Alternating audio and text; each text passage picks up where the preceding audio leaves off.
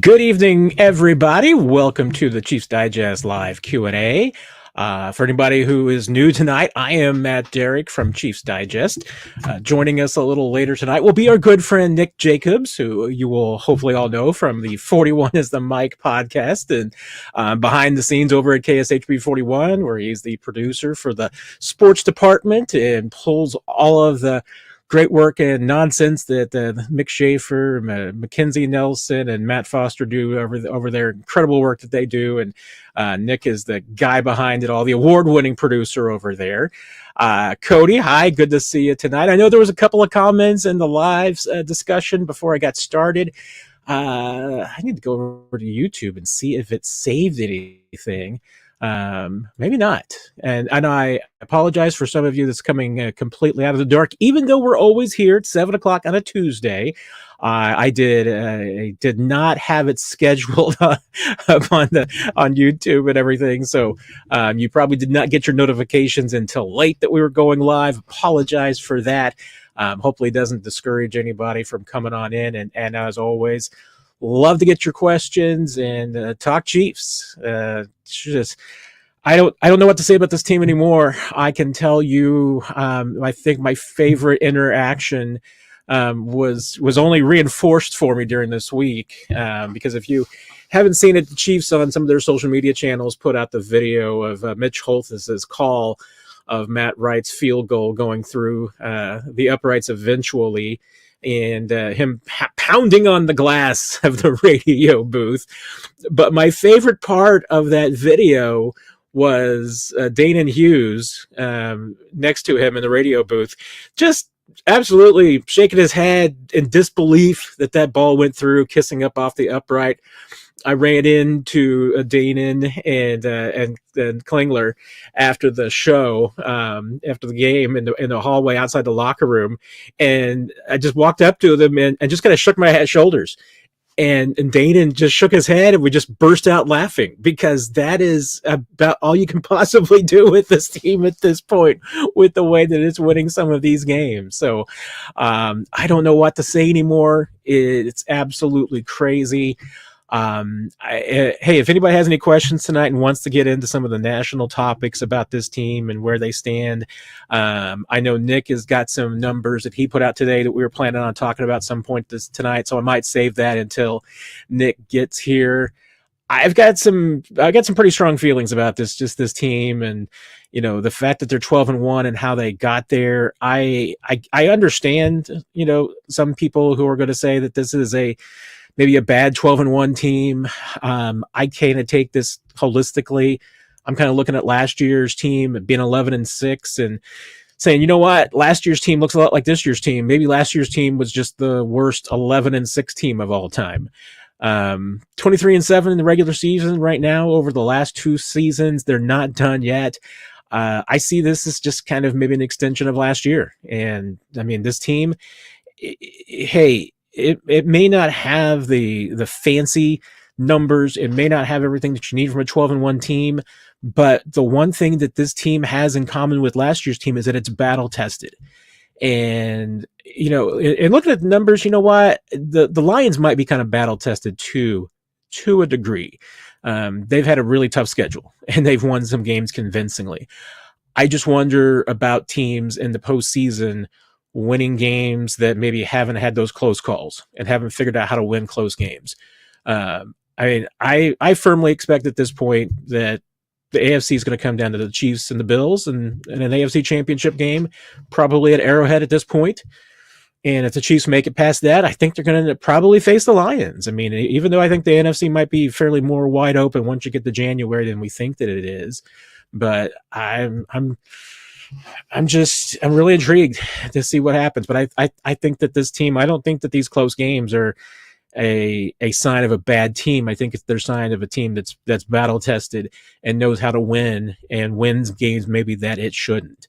So, like I said, Nick's got some interesting numbers that he's gone through with teams that are trying to three-peat over the generations, and I'm kind of intrigued by what he had to say. So we'll talk about that later on.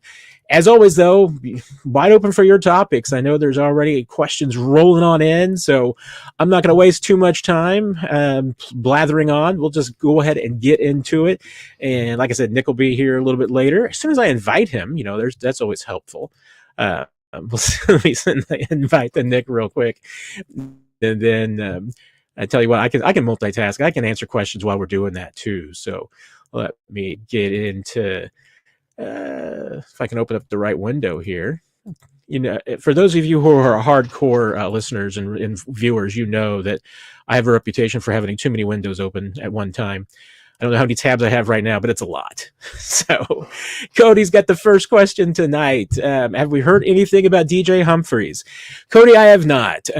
He did, as we were told by Andy Reid, he was scheduled to have his MRI yesterday afternoon, and I have not heard anything yet. I mean, that's pretty standard for the Chiefs, keeping it close to the vest until they tell the person that they want to tell to get the word out, and I'm not that guy this week. So if we don't hear anything from NFL Network come Wednesday morning, then we'll get the update from Andy Reid to see if he's going to practice this week. Hamstring injuries are tough. I mean, we don't know the severity of it. If it was just a tweak, we might see DJ Humphries this week. If it's something more than that, I mean, obviously he could be out for a little while, but we do not know. Only thing I can tell you is that, he did not leave the field. He stayed on the sidelines after he came out of that game. He didn't go back to the locker room. Now, it was late in the game, so, if they said, hey, we're going to do some tests later, obviously it wasn't something of the nature that he needed to go back for an x-ray. This would have been, testing for an MRI the entire time, since that's the nature of the injury.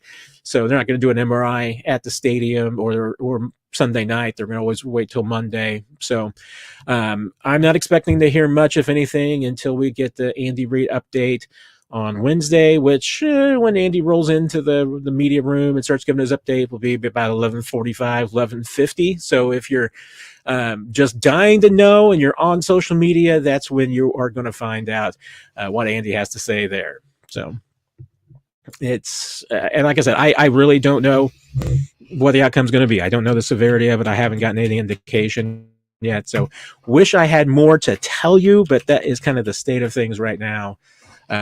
As far as it goes with DJ Humphries. So, Des the Gym, member for 7 months. I appreciate that, Des. You are one of the longtime hardcores, and I truly appreciate that.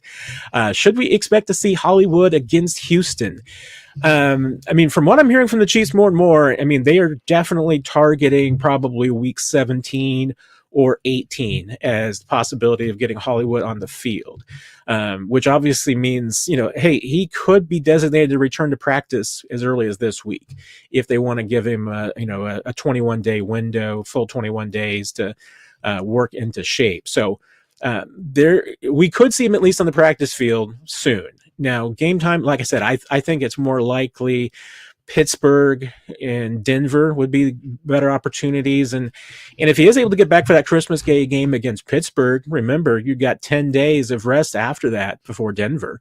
So that would be a good day for anybody battling an injury to come back. You get a little bit of extra rest going in the last week of the season. And the Chiefs would love to be able to at least get him one game to knock off some of the rust, see how he performs. 2 games they'd be ecstatic to get that. So we'll see if they're comfortable getting him onto the field here soon. Then obviously that's a better sign. The more work that he can get and start knocking out that rust earlier, the better. But I think week 18 against the Broncos at the latest. Steelers week 17 would be the best case scenario for Hollywood. So we'll see what happens there. But I mean, I continue once again to hear all the right things, all positive news about his recovery, the process, and where he's at. So cross your fingers. I think it could be. It's going to be sooner than later that you get Hollywood back. Chris, would you rather be the 8-5 2023 Chiefs or the 12-1 2024 Chiefs if you had a choice?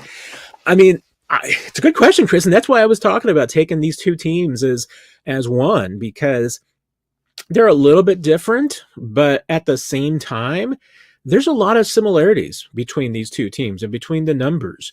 The defense is probably a little bit worse. The offense is probably about the same. Maybe, I don't know. I don't know if I could say maybe a little better statistically. I'd have to really dive into the numbers, because there's a little bit difference between, I think this game, obviously this team, I think can run the ball a little bit better, a little bit deeper there. It's got better receivers. I mean, I think we could all agree on that. It's just that the injuries have really hampered them. Mahomes has been Mahomes. I think that this team does the little things good. I mean, and that's what the 2023 team did. And that's why, I mean, sometimes with some teams, and this is one of them, I don't think it's just about taking an individual season. I mean, I think you put them together and you probably get a better look at what this team is. Was last year's team truly an 8-5 team? Is this team, truly 12-1? If you put them together, you get 10-3. So was last year a 10-3 team, and this year's probably that lost a few games or that it shouldn't have? Was this a 10-3 team that maybe won a few games that it shouldn't have? Probably. I mean, and 10-3 still means that you're one of the best teams in the league. So, I mean, and last year's team obviously, didn't get the 1 seed, lost a few games, and maybe they shouldn't have. This team right now is looking like they're going to get the 1 seed. Maybe they're going to win a couple of games that they shouldn't have. That's the way sometimes the NFL balances out. We had the question last week, I think it was, that, Nick and I were talking about, and it was about coaching and about kind of the state of, I think, the level of play these days. And I know there was some debate and discussion about our kind of breakdowns of it. But, to me, hey, the NFL wants every team to be at 8 or 9 wins.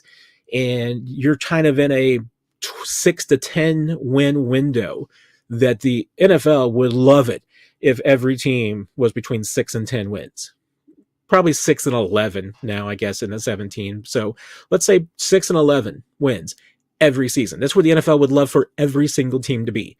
If you have more than 11 wins, then you have probably, you're a good team. You're probably a team that is just a good team, and you're going to win a lot of games. And you have to work hard to win more than 11 games in the NFL. If you win fewer than 6, you're a really bad team, and you've got to just be really bad. I'd say you have to work hard to be a bad team in the NFL, but you just have to be not very good at your jobs. So, that to me, I mean, hey, if you are outside those windows of 6 to 11 wins, you're either a really good team or you're a bad team. And hey, the Chiefs, they're a good team. They are. They were a good team last year. They were right on the extreme of that window. So they were on the upper end of it. I don't think that last year's team, I don't think that they were a 9-win team that got lucky and won 2 games. I think they might have been maybe a 12 or a 13 team that just maybe lost a couple of games that they shouldn't have. And this team maybe has won a couple of games that it shouldn't have. I think they're, all in all, I think last year's Chiefs and this year's Chiefs are pretty similar.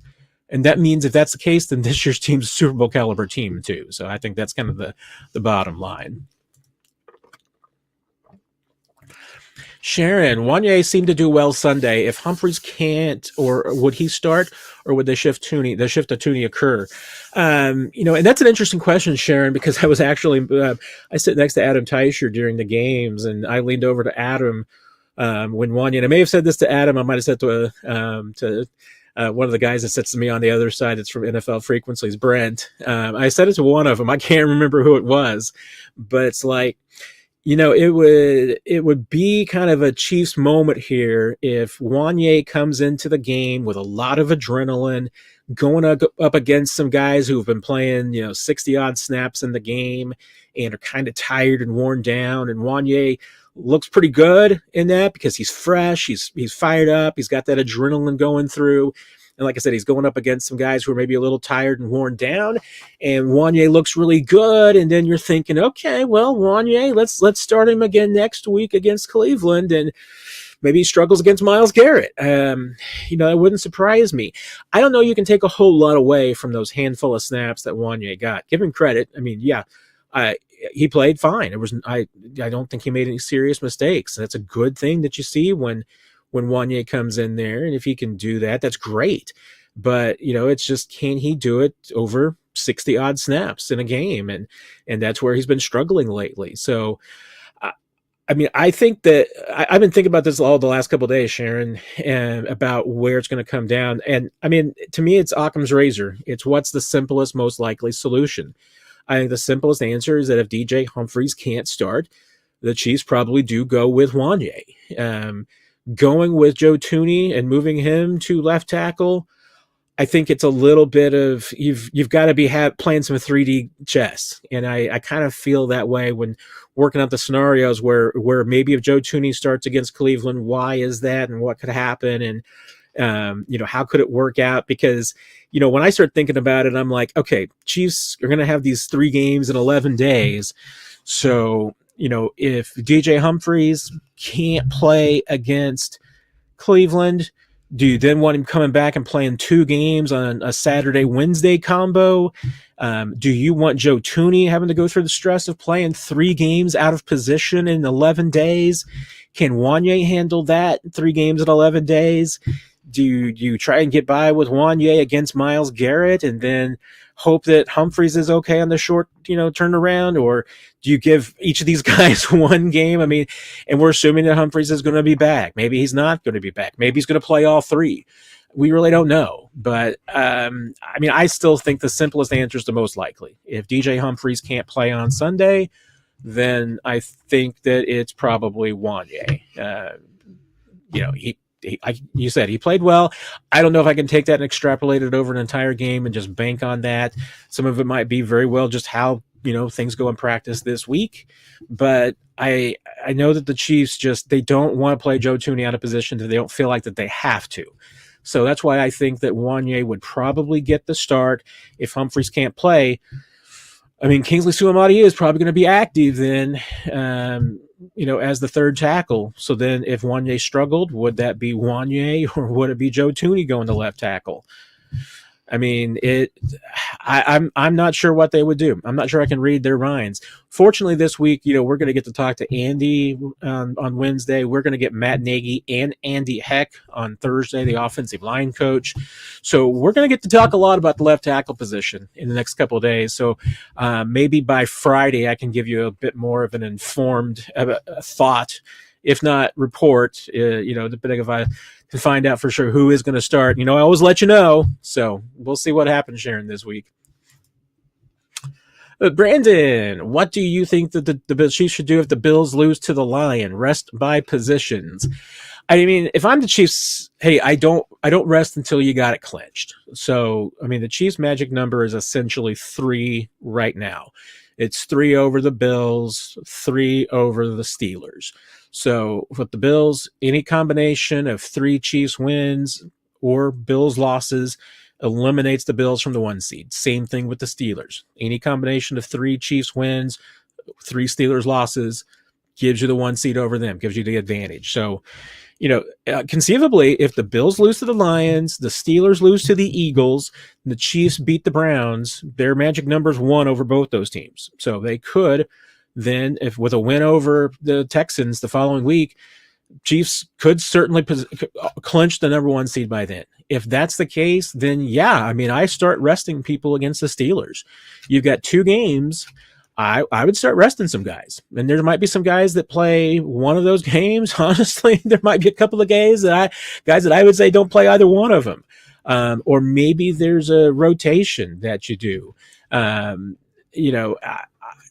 I think there's a lot of options that are on the table, for the Chiefs. And at the same time, you don't want to let up off the gas too much. You want to maintain that edge, but I don't think there's any doubt. There's a lot of guys on this team who need some serious rest. I would be serious about considering giving Travis Kelce 2 games off. If the Chiefs didn't have to play Travis Kelce against the Steelers and the Broncos, if those are 2 games that are meaningless to the 1 seed, I would seriously consider it. I would think Mahomes would play one of those games. I think there's a lot of guys that I would say to just play one of those games. If it means that you're breaking up your squad a little bit so that maybe it's not a complete, 2s in 1 game, maybe, give Brian Cook a game off. and then Justin Reed another one. Maybe get Trent McDuffie a week off. I mean, that's all your corners right now. But you know what? You get to learn a lot about your corners that week, and you get to give a lot of snaps to some guys and figure out what's going on. Maybe give some backups a lot of playing time. I'd love to see Jaden Hicks play a bunch of snaps. I'd like to see Keith Taylor play some snaps. You just signed Steven Nelson. Maybe you want to see him play some snaps. So if they're able to clinch the 1 seed before playing the Steelers, then they've got a lot of options. There's a lot of things that they could do there. But it's not just Bills losing to the Lions. I mean, you would need the Steelers to lose to the Eagles, and then you need Chiefs to win 2 games. So there's a few things that need to happen before I would consider doing any of that. If you're playing the Steelers and you don't have the 1 seed clinched yet, you're playing your starters. So that, to me, you go for it until you get it all done. And to your point about 3 games in 11 days being ridiculous, yeah, I mean, the one thing I will give the NFL credit for is that at least they structured this so that all 4 of these teams that are playing this Wednesday Christmas debacle all are playing on the same rest. You know, they're all playing that Sunday, Saturday, Wednesday scenario. It's nobody's got an advantage. I mean, there's a little advantages baked in there.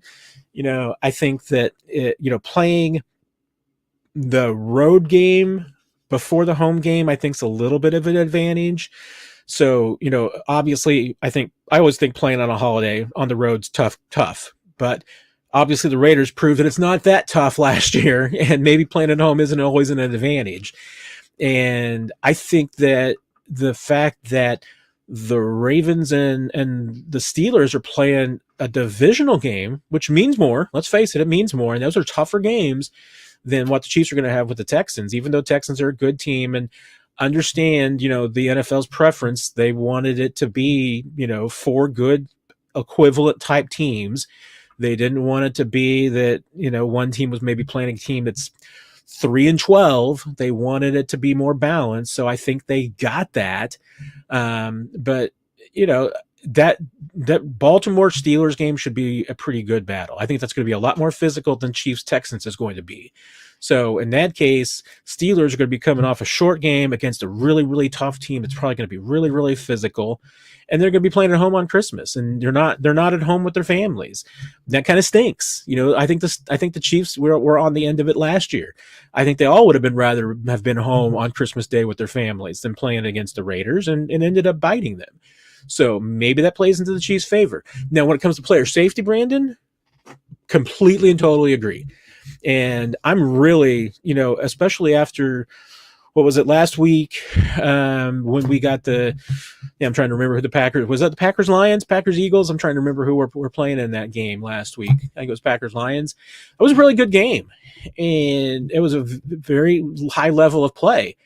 It helped that both those teams played on Thanksgiving, and therefore were coming off a 10-day rest before they played that, or at least a full rest. They were playing on, a full week's rest before playing that Thursday after Thanksgiving. I mean, there's just no reason, especially if, the NFL adds a second bye week because they want to try and add a second game, an extra week to the schedule. If they're going to add an eventual 18th game, I mean, all these things, there is no reason why that you can't either do one of 2 things. Either just go ahead and give teams their bye week before a Thursday night game, which I don't think is a perfect solution, because I don't think getting a bye week in week 2 makes a whole lot of sense. But at the same time, if you're going to give them 2 bye weeks, especially because we're talking about player safety here, give them 2 bye weeks. Everybody gets a bye week before their Thursday night game. They all only have to play one Thursday night game. Shouldn't be any more than that. So, and the Chiefs, hey, you know what? I think it was an advantage this year. The Chiefs, that their Thursday night game, their Amazon game was a Friday. That was a benefit over playing on a Thursday. So, I mean, there's things that the little loopholes that do benefit some teams. But I'm with you. I mean, 3 games in 11 days, it really shouldn't happen. It's something that the NFL should get away from. It does stink. So Tyler, I saw your question. I'm going to probably come back because you asked it to both Nick and I kind of talked about it a little bit. So if you don't mind, I'm going to probably bring your question in when Nick gets in, which will probably be here pretty soon. So if you're still around, hang around.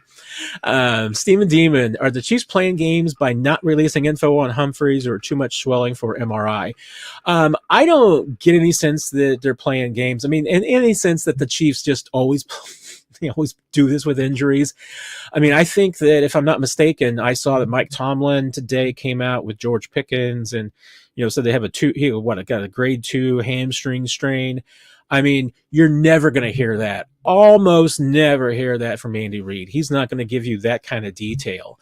And the Chiefs do play games sometimes. I mean, I'll be honest, they played games with this last year with Brian Cook at the end of the season when Brian Cook had his ankle injury.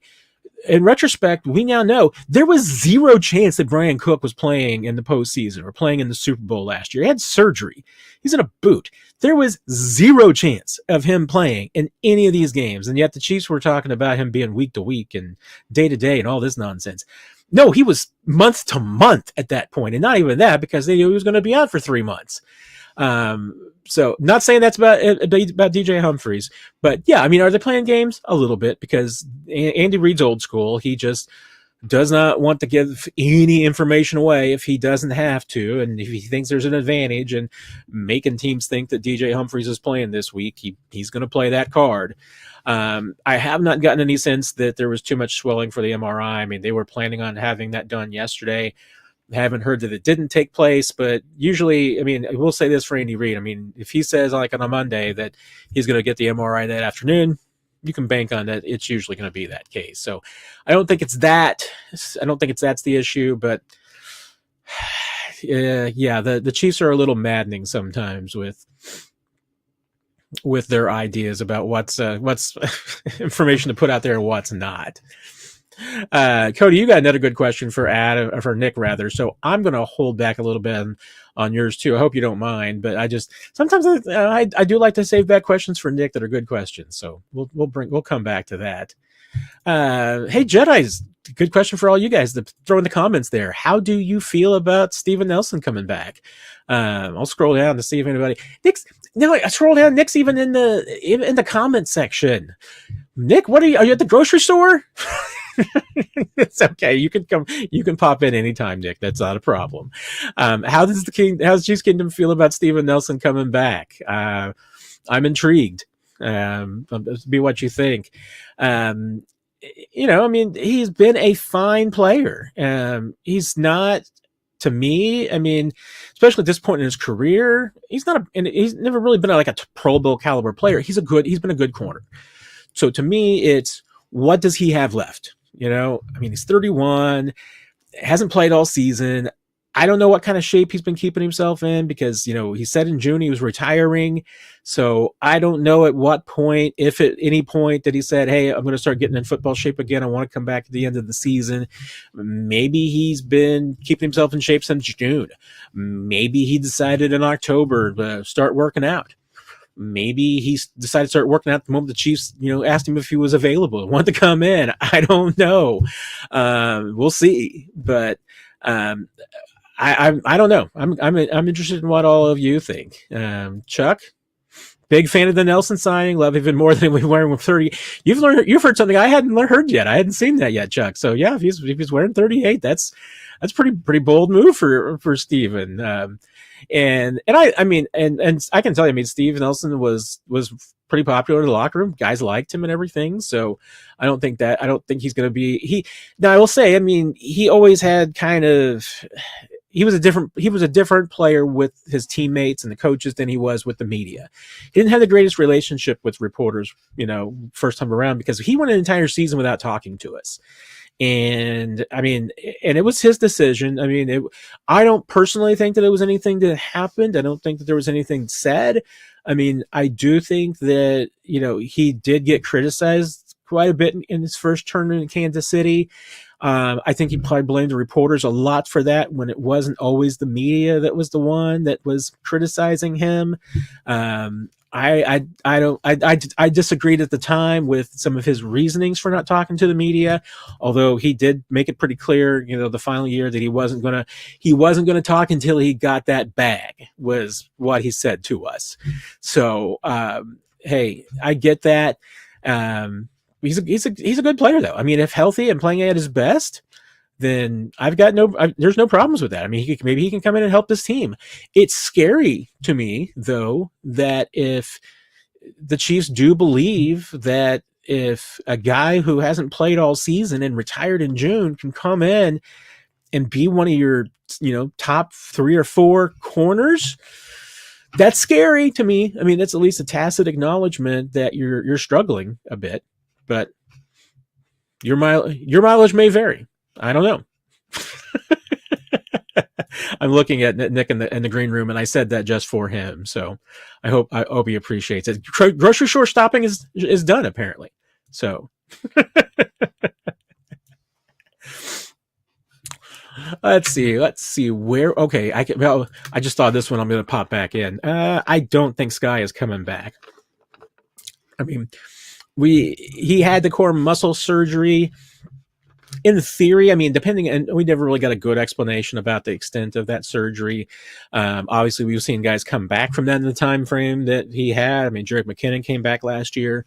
I don't think Derrick was 100% when he came back, but I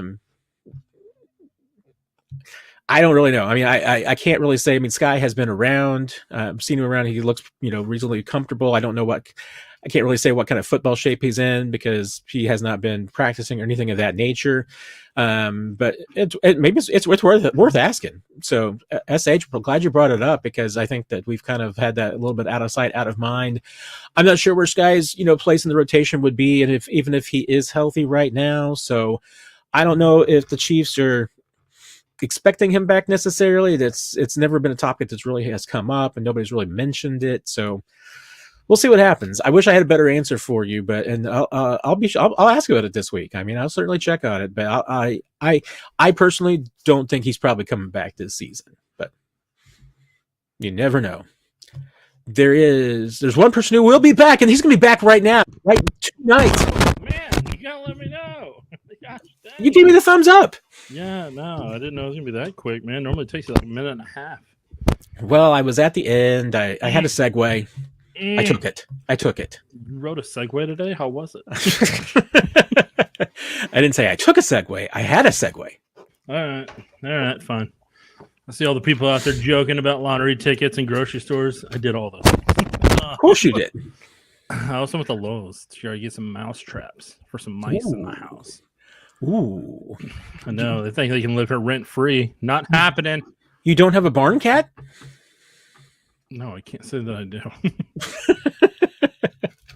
I don't have a barn cat that I could give you, but we could help you find a barn cat. Oh, I could go find a cat on the street right now if I want to. Hey, guy, catch some mice.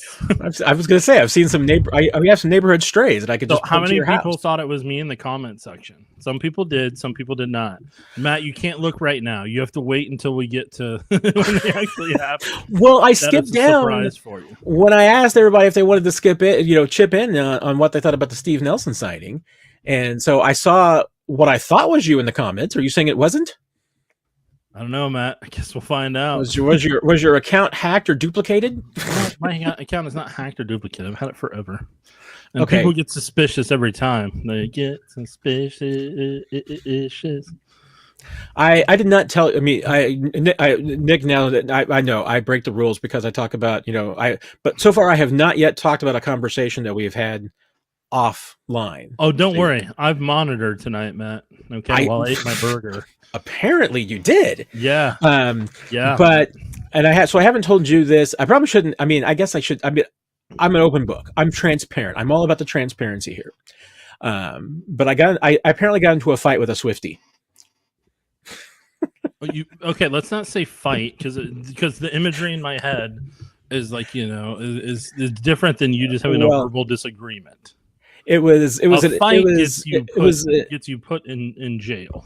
An assault. You get an assault charge. It wasn't an assault. It wasn't a personal fight. It was a Instagram comment section slap fight. All right. Well, I mean, how did that go for you today? Well, for those of you who are longtime viewers and listeners, Nick and I are strong believers in copyrights. Oh yeah, okay. This one you can speak for me. There's a lot you speak for me, and I'm like, I don't know. And intellectual property. Yes. So I had a friend of mine who shot me over a Instagram link. Because it was a video of Travis Kelce talking after the game, shot it over to me, and so I started watching it, and I was like, "This is vaguely familiar." I'm like, "This is the video I shot of Travis Kelce scrum at his locker after the game." Yeah. And I was like, "But I didn't post it on Instagram, so what's going on here?" So I made a very sarcastic, post on the Instagram video saying, Did you do a little hand snap with it when you did it? I didn't do a hand snap. I just said, "Thank you for stealing my video. Thank you for, thank you for taking my hard work. I only put in a 14-hour day at work that day and all these things. And so it was really nice to be able to wake up in the morning and see that somebody had stolen my video. So appreciate it, all that."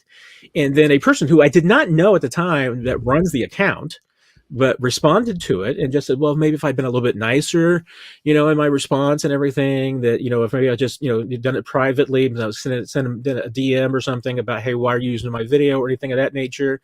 I could have been nicer about it." And I said, well, I could have been, but then again, I didn't get a polite note asking if it was okay to use my video. And I said, you know what? I've been asked before if someone can use my video. And most of the time I say yes. I'll even let, news outlets use my video. ESPN's asked to use my video before.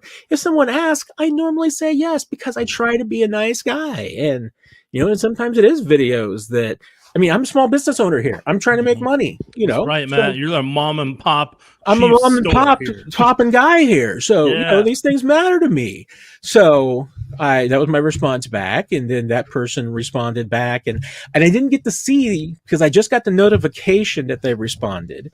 But then when I went back, I noticed that they had put a credit on the video saying that the video was credit of me from Chiefs Digest, which doesn't do anything for me because, I still don't, I'm not Sony. I'm not able to, put a copyright on it and then say, hey, you got to give me all your money, because there's which has happened when I have shot video at practice and there is somebody's music playing in the background. Now that is fair use. That's absolutely fair use because if I didn't have any control of the video playing in the background, the Chiefs are the ones that are supposed to be licensing that. And I'm assuming that they do because, they've got a music license for a lot of things, but that's truly fair use. If something is just incidentally in the background at a public event, that's fair use. That's not my responsibility. And I have won those copyright strikes, Nick. I'm just saying I have won those before. I'm going to hang out here 30 minutes more than that just because of your copyright rant. I'm not saying that a bad way. I'm saying that in a good way. Well, see, I know you're enjoying the rant. I know that. I am. So, and I know nobody else probably does, but I'm just saying. So that's where we're at. But yeah. The acknowledgement doesn't do anything for me, but no, it doesn't. And I did see, of course, everything on that account was just stolen from somewhere else. And I get why people think that it's okay, but it's not. It's not. Matt. And I could spend an entire hour because I went to journalism school. I had to take comm law. I can tell you all about fair use. We can talk about court cases. We can talk about all sorts of fun stuff here. And I worked in public relations. So we used to have, professional training and everything about what's fair use and what you can do in a meme and what you can't and everything. And it's all fun and games, Nick, until somebody gets sued. That's all I'm saying. So I'll chime in here real quick, and I promise, guys, I'm going to make this quick so we can get to your Chiefs question. The thing to know, the thing we're battling, not in Chiefs community, in media in general, is right now there's not a lot of policing when it comes to there's certain rules we have to follow as being credentialed media members, whether it's with the Chiefs, Royals, MLB. NFL and things, there's certain things we have to respect, and there's certain things we agree upon when we get that credential.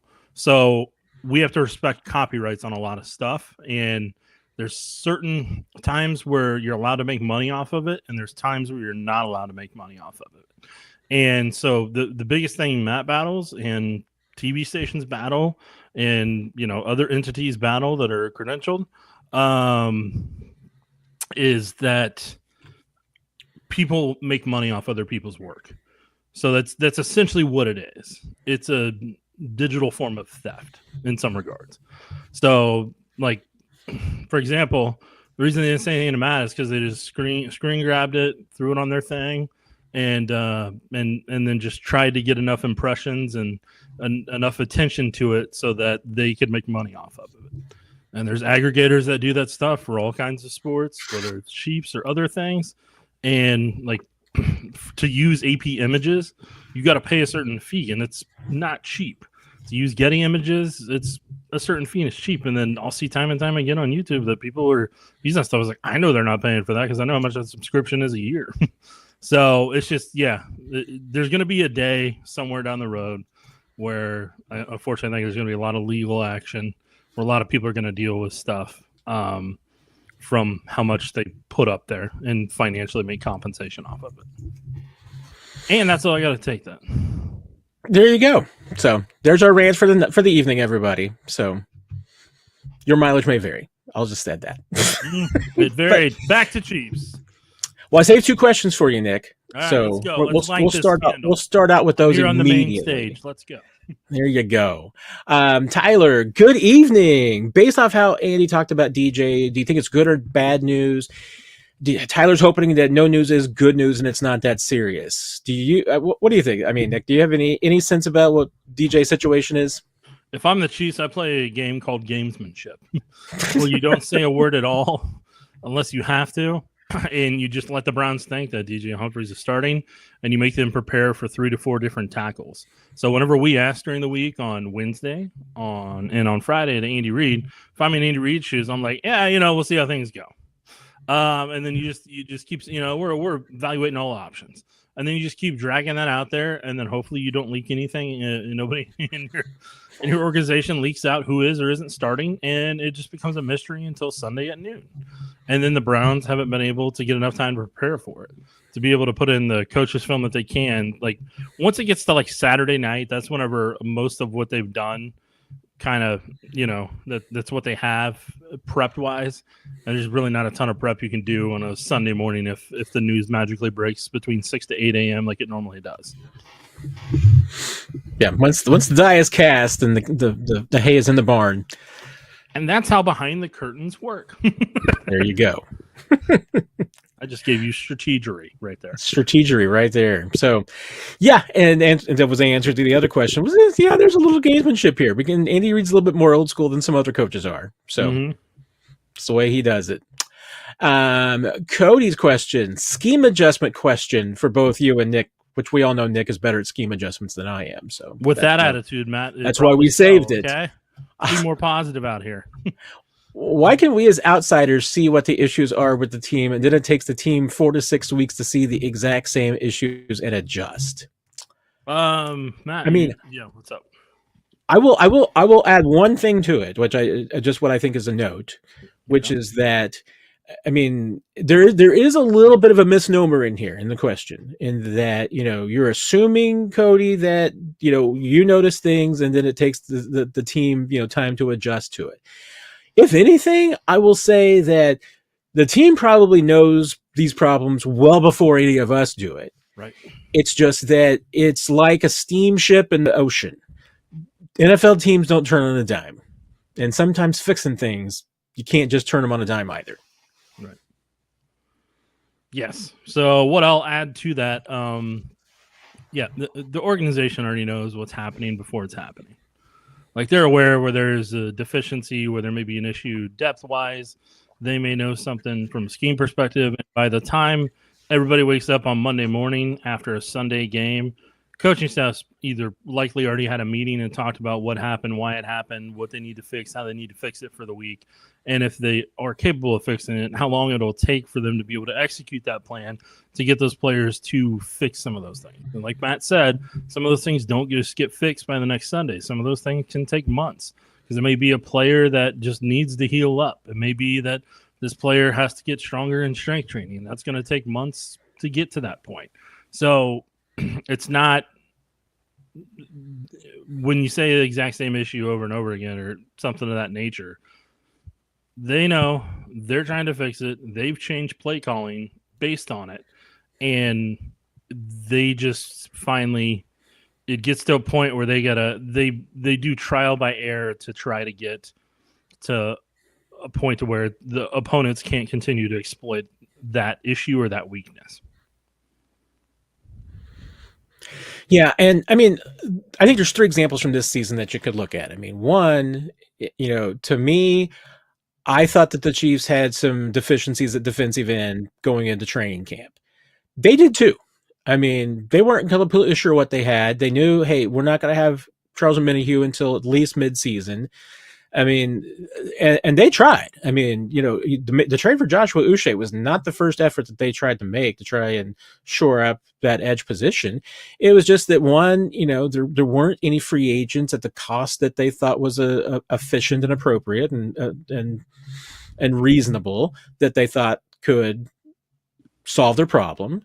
There wasn't a trade option that was available that they thought would solve their problem, but they tried. Cornerback. I personally, Nick, I didn't think cornerback was a problem. I thought that, with this team, I knew that Trent McDuffie was good. No doubt about that. I thought between Josh Williams and Jalen Watson that Dave Merritt wasn't going to have trouble turning one of these guys into what they needed, and that they had some depth there. I thought one of these guys could absolutely step in to be the number 2.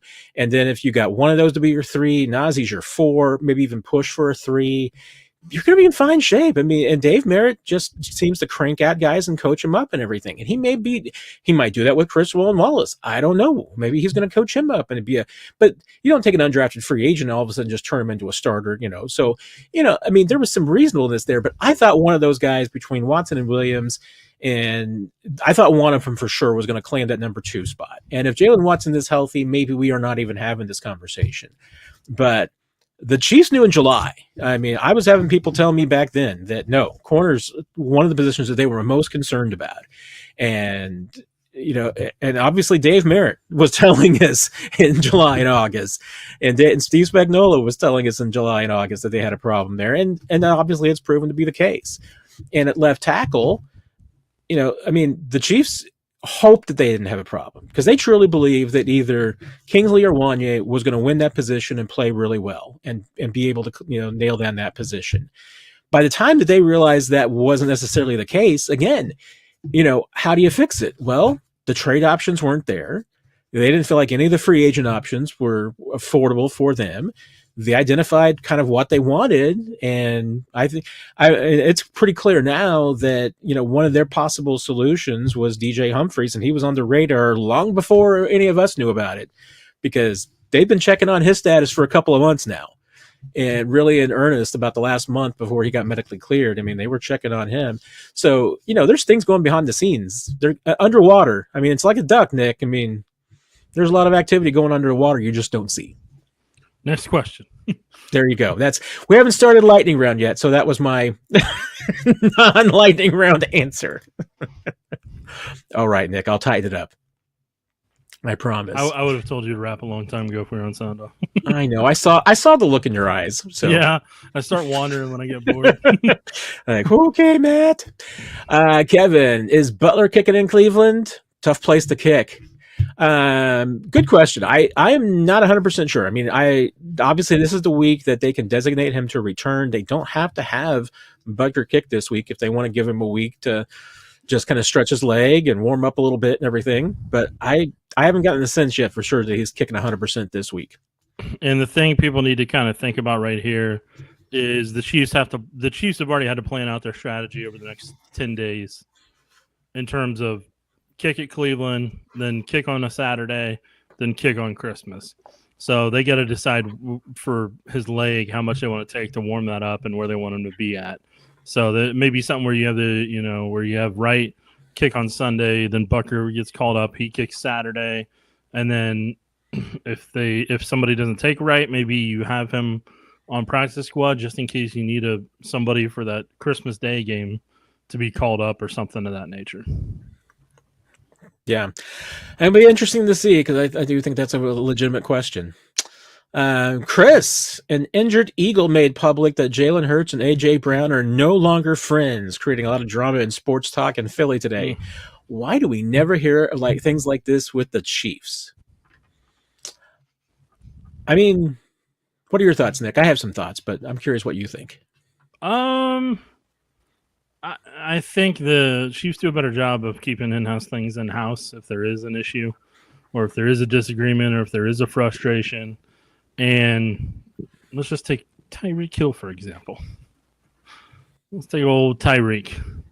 We won't go in depth about it, but magically Tyreek's issues started coming out after the trade when we did the podcast. He started talking about all those things.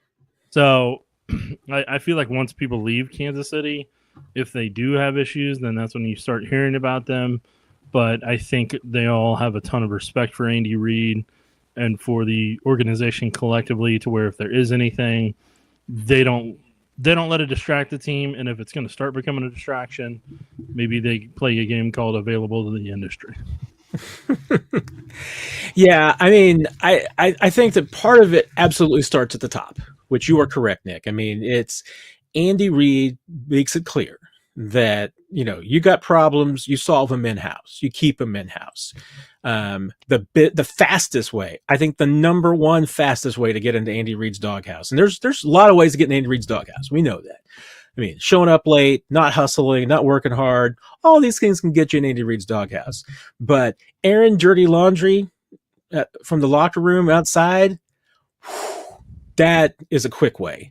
Because if you're right, I mean, if Tyreek had said some of the stuff that he said after he left his team, and I even, take a grain of salt with that, because Tyreek's story has changed so many times that about his problems in Kansas City and what his frustrations were, that I always feel like that, hey, Tyreek's, bless his heart, is always kind of, trying to make himself the hero of his own story. And he just needs to change it sometimes and alter a few of the details to make it fit his narrative. But, I mean, I think there's also something to the point that there's not a lot of AHs in this locker room. I mean, I think that this is probably, truly is one of your more tight-knit teams. And I think that's another reason why they're as successful as they are, is that if you're in that locker room causing a problem, you're not going to be in that locker room very long. And so, I mean, I mean, I could have told you, 6 years ago, well, 6, 7, 8 years ago, I could have told you about some, drama in the locker room. I can't tell you about any drama in this, and I'm better connected than I was 8 years ago. So I can't tell you in the locker room about who's the guys that's causing problems now. I could have done that 8 years ago, but I don't know who's causing the problems now. So, but there you go. I guess that's all I have to say. W&MB, what actually became of Jet McKinnon? Did he officially retire from football? Will he retire as a Chief? Sure misses dependability and pass protection. I was just having Jet around. I mean, he was always a good dude and was fun and had a big smile on his face. So he was always as a good resource. I can't tell you. I mean, I have reached out to his camp in the past to see what he's up to, and I have not heard back, Nick. So I don't know what Jet's up to these days. Yeah, I don't think he's retired, and I think he does a pretty good job staying off social media, to where most people outside the team that don't keep in touch with him probably don't know. Yeah, normally, we find out when players have filed their paperwork to retire and all these things, and you can retire, and file your paperwork and withdraw it. I mean, it certainly sounds like that's what Steven Nelson has done. I mean, he announced his retirement. For all I know, he filed his paperwork back in June. Maybe he didn't. Maybe he just said he was retiring. So it can go back and forth, but yeah, I mean, but I think at the same time, as much as I respect Jet and thought he was a heck of a player and a lot of fun to cover, I think he hit his wall last year, and I mean Andy Reid talked about the fact that he was a dinosaur at his position. So Samaje Perine's younger, maybe you're better hands with Samaje. I tell you what, Samaje had some really good blocks on Sunday, Nick. Yes, he did have some good blocks. And he had that one really good catch effort-wise. Oh, he's had some pretty good hands. There's no doubt about that. Tyler, is the expectation that Steven Nelson eventually gets moved to the 53 if all goes well? Will he help the Chiefs out best on the outside or in the slot? I have to look, because I haven't looked a lot of his usage over the last few years, Nick. I mean, do you remember if he's played a lot in the slot, or has he been mostly an outside guy? From what I saw video-wise with the Texans last year, they had him as the right outside cornerback. That's where he had all 4 of his interceptions. That's where he had most of his interceptions from the games I looked at yesterday. How did he look to you for last year? He looked better when he was here. So there's that. He had better ball tracking skills. He had better quarter turns. He had better closing speed than I personally think he did when he was in Kansas City last time. But he also was probably in a better scheme last year that fit him from a coverage perspective. And Chiefs think there's enough there that he can be a veteran presence for him. So just let him get up to speed. Then I think it's really more of a get him ready if you need him around playoff time move. Yeah, he played, according to this, he played 6 snaps in the slot last year, 1,000 slots out wide, 73 in the box. So, yeah, I mean that pretty much tells you where he would be typically lining up. What was his last year? Do you remember, Nick, in Kansas City? Was that 19? So yeah. He was not here for Spagnuolo's scheme. He ended his tenure when Bob Sutton's era ended. That's what I could not remember. What was his last year in Kansas City? I needed to look that up. So his, gosh, he was a 15 draft pick? Yeah, he was in the same one with Marcus Peters, DJ Alexander, and those guys. There you go. So, yep, his last year would have been just before Spags got here. So I don't know how he's going to fit in, but I mean, obviously, you got the advantage that if you want to, elevate him from the practice squad, you don't need a 53 spot for him for a while, and I would imagine he needs a couple of weeks to knock off the rust. So, we'll see what happens. There you go. Don't forget to put question marks before your question to help me find it during the lightning round.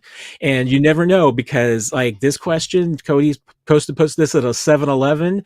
You never know when lightning round starts. So I blame myself, Nick. Yeah, but did you see how you described lightning round? Elongated lightning round. Yes.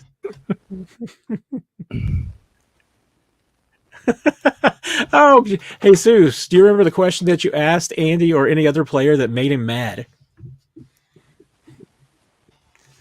Have you ever asked a player that made them mad, Nick?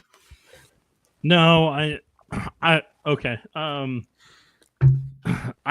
He wasn't mad at me, but he was defensive when it happened. It's back in 2014 or 15, and it'd be Rodney Hudson when he was coming back from the broken leg and everything. And I asked him, I was like, "Hey, Rodney, how's your leg doing? You feel like you're getting back to 100%?" And he's like, "It's fine."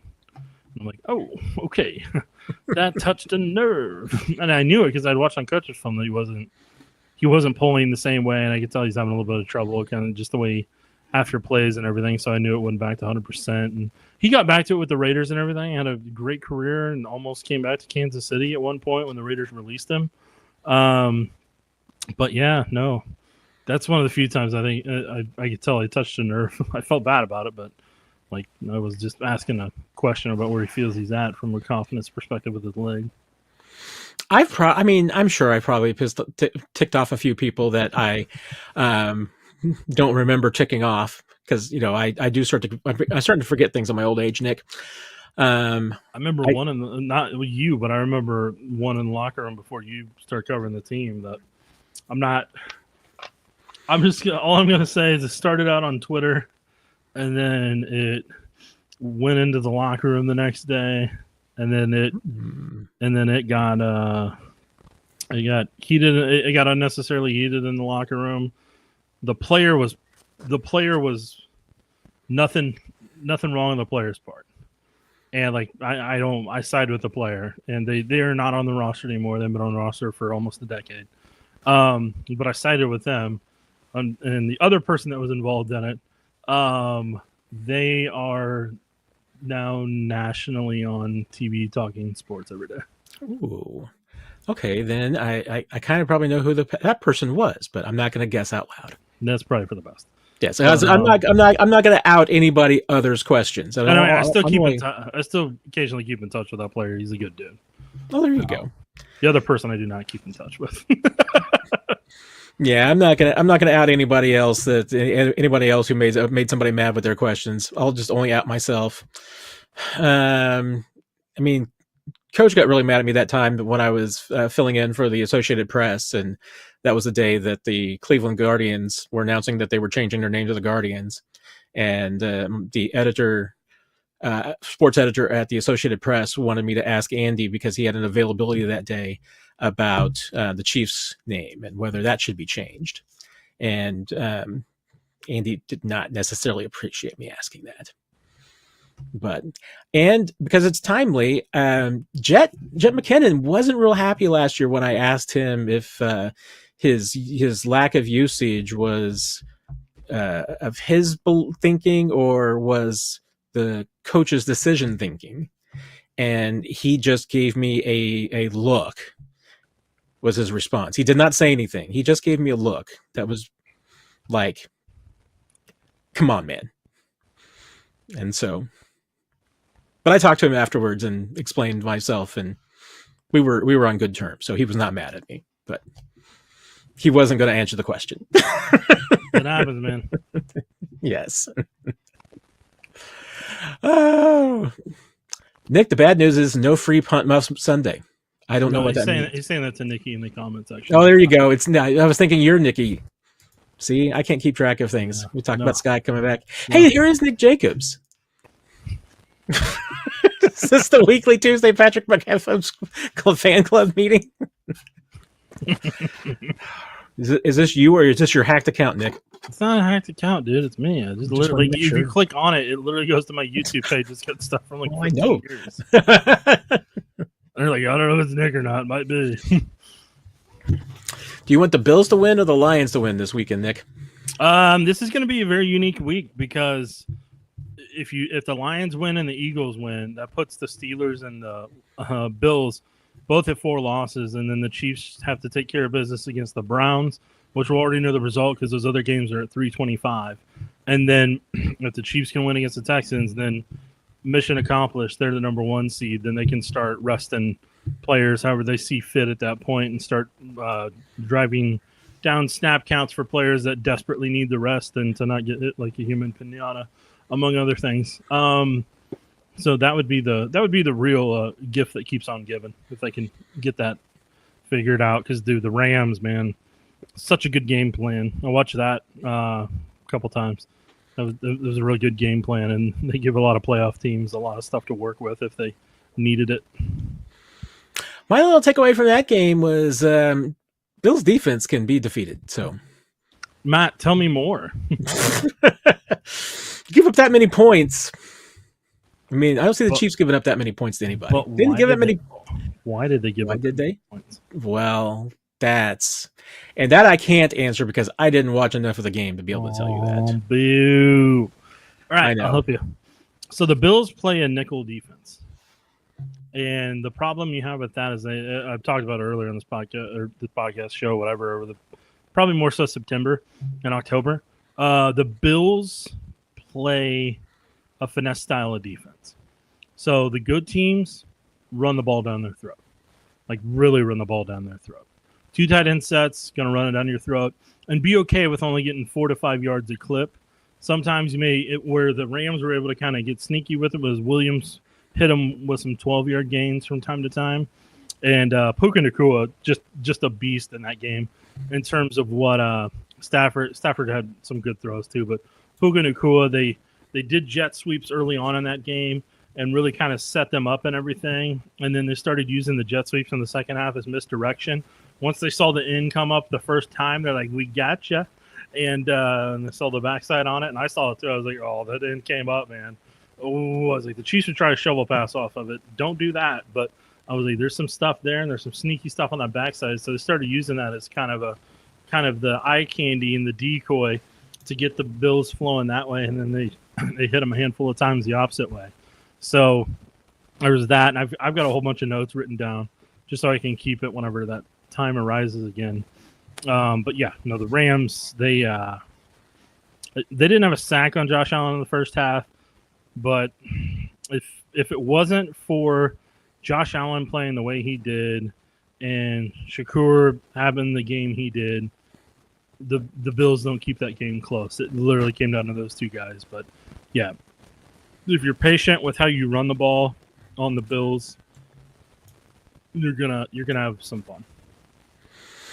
There you go. This is a little bit of a detour, and we're not in the lightning round yet, so I can do it, Nick. But the reason why I did not watch a lot of the Buffalo game as it was happening, the NFL and the Chiefs put together a tour on Sunday for the media. Yeah, I know. That's why I had to float Nick's A-block hit. Exactly. Pregame show, so I know all about it too well.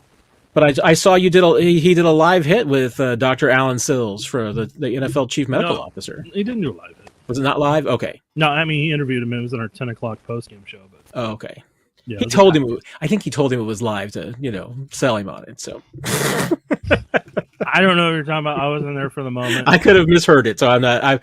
I should not quote Mick if I did not hear him correctly. No, so the views of Matt do not reflect. I need to put the disclaimer back up again. But it was really interesting. No, they Dr. Sills is the chief medical officer for the NFL.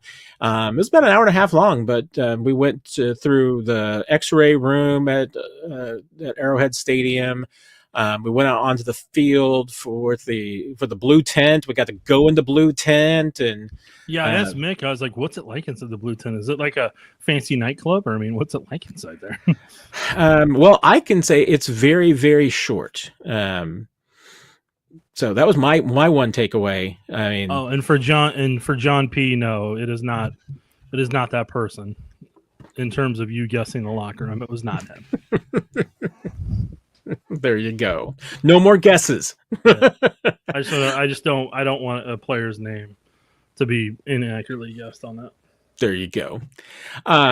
It's very short, so I was having trouble standing up in there without hitting myself on the roof of the tent. So I don't know how some of the big offensive linemen, other than the fact that they usually let the player come in and get on the table before they put the tent up, so that's helpful. But there's decent room in there. I mean, they can fit obviously the people that they need to fit in there, and there's not usually more than 3 or 4 people in there.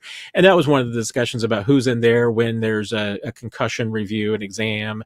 They don't always use the tent, and that was one of the things that came up was like you use the tent. Usually you're going to use it 100% of the time if it's a concussion review. And you're definitely going to be, if the player's in the concussion protocol, and you're going to be using it if there's a privacy issue for the player. So, but if it's just a guy going over to get his leg taped or something, or looking at his knee, something of that nature, then they don't necessarily put the tent up, and that's consistent with what I've always seen over the years. As Nick gets bored from my diatribe. But it was interesting to just see the whole process. We got to go over and be on the headsets that the medical officials use, and go up to the booth, the spotters. We got to meet the spotters and talk to all those people. It was interesting. So if you have any questions about that, I'll answer them, but Nick won't, because Nick has passed out and fallen asleep. I've lost Nick. So Chuck, I don't know if you're going to get an answer from Nick, but what? We're back. We're back. All right. And matter of fact, after this question, we may have to go lightning round, because I've just done that poorly with my time management this evening. So I'm just saying there'd be a lot of fans critical of you if you were a football coach. My time management is atrocious. Sean McDermott's like, hey, I'm the Matt Eberflus of hosting live streams. You said it, not me. If McCall isn't back for the divisional round, but can come back for the AFC Championship game, would you expect him to cut Remigio, or could they leave him on the 53 and keep him for the remainder of the playoffs? I mean, we are. I feel like we're still a long way from that, Nick. But I mean, here's my first thought, Nick, Chuck, would be don't worry, because a lot can happen between now and then. No. So, I mean, but I also at the same time, I don't know the nature of McColl's injury for sure. I know it was obviously the moment that it happened was like, okay, they're gonna have to make a move, because they made the move. I mean, as far as what the changes they were going to make made very quickly after McColl's injury on Friday. So that was, even though we didn't know about it until Saturday, the players and everybody knew about it Friday morning, right after McColl got hurt, that Nico was going to be up and everything. So that was added to the 53. So that was pretty quick. I don't know the nature of McColl's injury, but the tough thing would certainly be that by the time that McColl, I mean, you could have more injuries, and you obviously also have to make room for Hollywood Brown at some point. So there's a lot that can happen between now and then. Yeah, I mean, I'd keep Remigio up. He did a really good job returning the football. So as long as he keeps doing that well, I think they actually have a little bit of advantage since he actually runs forward and not side to side. That's just me, though. I tell you what, I like Nico. I like his style. I like his energy. Yep. There's a lot to like there. As follow-up, could Humphreys be limited in practice all week and still play? I mean, look, like, even when he's playing, they had a brace and a heavy wrap on that thing. And that was before he pulled up and was limping there. So, I mean, we'll see if he's out there and we'll see how things go. But, like, I mean, I'll understand either way if they don't play him this week, if they're trying to potentially have him for another week. But I don't enjoy the thought of Wanya Morris going up against Myles Garrett either. And we definitely might see that. Jesus asking, have we seen the Amazon documentary called "It's in the Game"? The Madden game documentary. Really recommend the second episode. I have not seen it yet. Not that I recall. Didn't even know there was one. I did recall. I did see. I did know that it exists. I couldn't remember but I can't remember if this is a new one thing that came out or it's been out for a while. If it came out for a while, I may have seen it, but I'm getting old, Nick. I just can't remember things anymore. I mean, the one that came out a while ago was by Fox. That Madden tribute to him before he passed. Just a handful of days before he passed. I think this is a completely different one. This is about the game, but to see the one I thought I saw, I didn't think had multiple episodes. That's the only thing that's making me think I have not seen this yet. So, lightning round. Just because you say it doesn't mean it is. Well, now I'm officially declaring lightning round. All right, I'm gonna time you. A Nick Jacobs asks, "Can Kadarius Toney play left tackle?" I'll listen offline. I guess I need to leave. No, Nick. What do you think?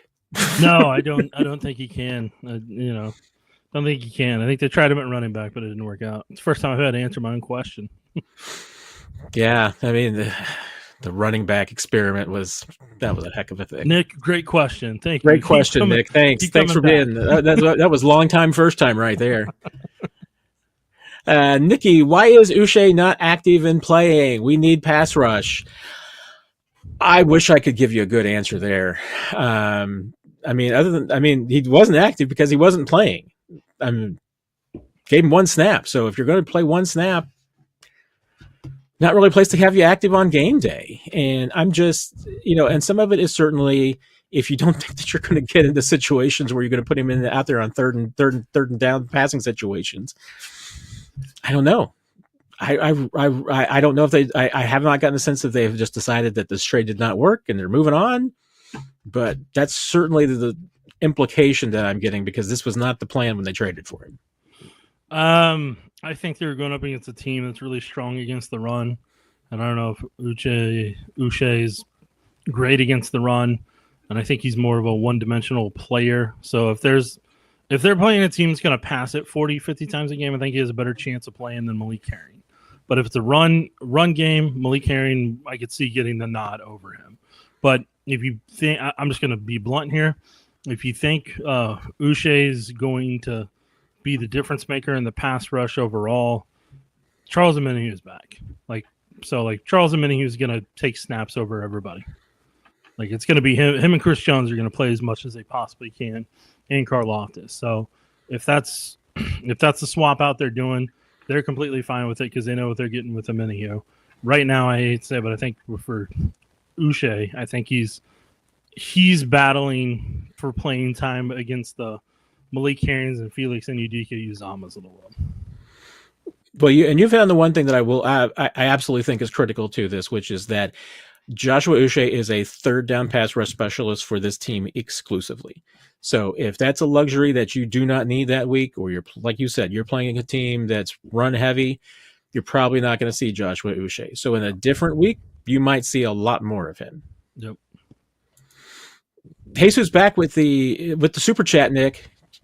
Jesus knows that if it's 8:15 and we're getting the questions that are like 7:15, if you want a question asked during lightning round, the super chat's the way to go. Thoughts on the new kickoff rules so far? No different than when they started 3 months ago. So it is what it is. I don't think it's working the way they wanted it to. No. And the reason why is the touchback line. The touchback to the 30 is the reason why, because it's not enough of a punishment to force teams to kick and force returns. If you move that to the 35 or the 40, you might get it. I don't think 35 is going to matter. I think it's got to be 40 or 50. But I'm with you because I think you're the one to suggest. You may have been the one to suggest this. I did to Tobe, and then Tobe whatever poo-pooed it. Yeah. Move the kickoff back. No, move the kicker back. Move the kick exactly. Move the kicker back. Kicker back. You got to. That's the easiest way you can do that. It's the only way. If you want to force returns, the thing is that I get the reason why they don't like it, which is that if you push the kicker back, for some kickers, you're going to eliminate the option of touchbacks. So teams like the idea of having the option to kick it out the back of the end zone if they want to. So you can do an either or thing in my book. You either have to move the kicker back, or you take the risk of the ball to 50 if it goes to a certain landing point. So then that becomes fun strategery for teams. Fun strategery. Yeah, and I know that may sound dumb and everything, but okay, then find yourself stronger legged kickers. There's a lot of them in this league. So you either move the kicker back and force the ball in the field to play, or the thing is, if you want to leave the kicker where he's at, and you have a certain parameters that if it doesn't hit to this mark, the ball goes to the 50. That's an impact. So that forces people to have to adjust accordingly. And you know what? I think it would be acceptable if they actually got rid of some of the little loopholes that they closed before the season. For one instance, one huge loophole, there was two huge loopholes that they closed. One was that if the ball hits any player before the landing zone, that it's essentially it's almost the same as a kickoff going out of bounds. You're going to get the ball to 40. So now these line drives are no longer really an option. And I mean, and some teams like the Chiefs were even experimenting with trying to kick the ball at one of the up guys, so that if you could hit them and create a loose ball and go get it. The NFL was like, no, we don't want that, so we're going to change that. It was awesome when you and I saw it. When we saw it, it was fantastic. Oh, I mean, that did work perfectly. And that's what I was excited about. And then they closed exactly. I'm like, man, that's what we were so excited about in the Q&A. That's what we were so excited about. Cool. I'm like, come on, guys. We hyped this up because of that, and you took it away from us. And then they made the rule. It wasn't necessarily a change. It's just that they said that they were going to actually enforce the rule that you could not put the ball on the tee sideways. That you couldn't do anything too wacky, anything that was going to cause the ball to be too high off the ground, because the ball apparently can only be 1.5 inches off the ground on the tee, and if you put the ball sideways on the tee, then it's like 2 inches off the ground. So the NFL said you couldn't do anything goofy like that. That also killed it. You take away those two tweaks, I mean, and just go ahead and let teams be as goofy as they want to be. Be creative. You got to make the play exciting. Exactly. They took all the creativity out of the play and they just turned it into a touchback central. And I'm not kidding. And when I say that they need to, okay, let's take that for example. You have the football on the tee sideways. You can do that again. You don't have it's 2 inches according to my math here. No. You put the tee sideways. But if it doesn't hit a certain zone that you're wanting, then the ball's at the 50. because I think putting the ball to 50, it was going to, based on if you want to try certain things and be creative, but there's a hard punishment for it. I think that's what's going to make special teams intriguing. That's what's going to make people continue to pay attention, because the way that they kind of slowly just took away all the excitement that we were watching in the offseason there with the rule, it's back to being boring as heck again. The only time it got exciting was when the Chargers mishit and the Chiefs got the ball where they did that one time. I'm like, all right, okay, that's exciting. But I haven't had that excitement much this year watching kick returns. And you could literally do that with two tweaks. One would be, because one in the rule is that a ball that goes out of bounds, or in this case does not reach the landing zone, technically goes just 25 yards from the spot of the kick. So it's not like the 40. It's based on where the kick was. Change that to 15, so that the ball going out of bounds goes to the 50, ball outside the landing zone goes to the 50, touchback goes to the 40. You do that, nobody's going to be kicking touchbacks anymore. Boom! Look at this. We just solved all the problems. We fixed it. Meetings watching this right now. Luttrell with the point of the day here. The real Nick Jacobs would never ask a wide receiver question. Here's the catch, Luttrell. That was technically a left tackle question. Mic drop. That's exactly. It was technically a pen drop, but yeah, the microphone's too expensive to do that. No, definitely don't drop the mic. That would be very loud. So, no. Jedi, if the Chiefs clinch the 1 seed against the Texans, how do you think they let the starters rest?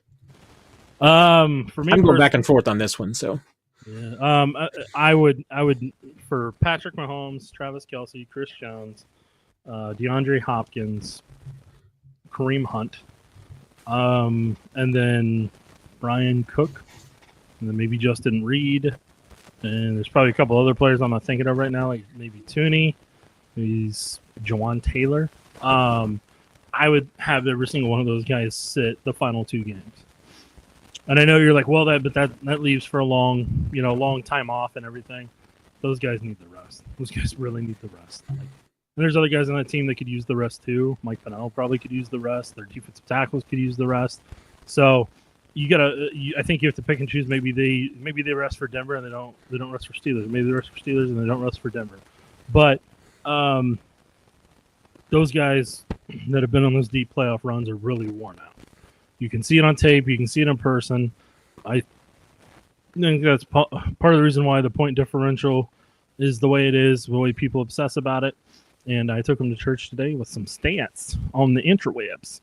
And yeah, they need as much rest as they can get. That's why the number 1 bye is so important, and that's why the quicker that's why you're hoping for a Lions win and Eagles win, and the Chiefs can win their next 2, because man, if they can get 2 to 3 weeks of rest for a lot of these guys right now, since they didn't have that bye week in a normal spot, it would be huge for a lot of those guys. Yeah, I'm becoming, if you do manage to clinch against the Texans, I'm becoming a big advocate of the split rest. There's a handful of guys that I would give 2 days off to. Travis Kelce's getting 2 games off. Chris Jones 2 games off. I think I would let Mahomes play a half, maybe against even Denver. I mean, he's a quarterback. I think you just want a little bit of some work.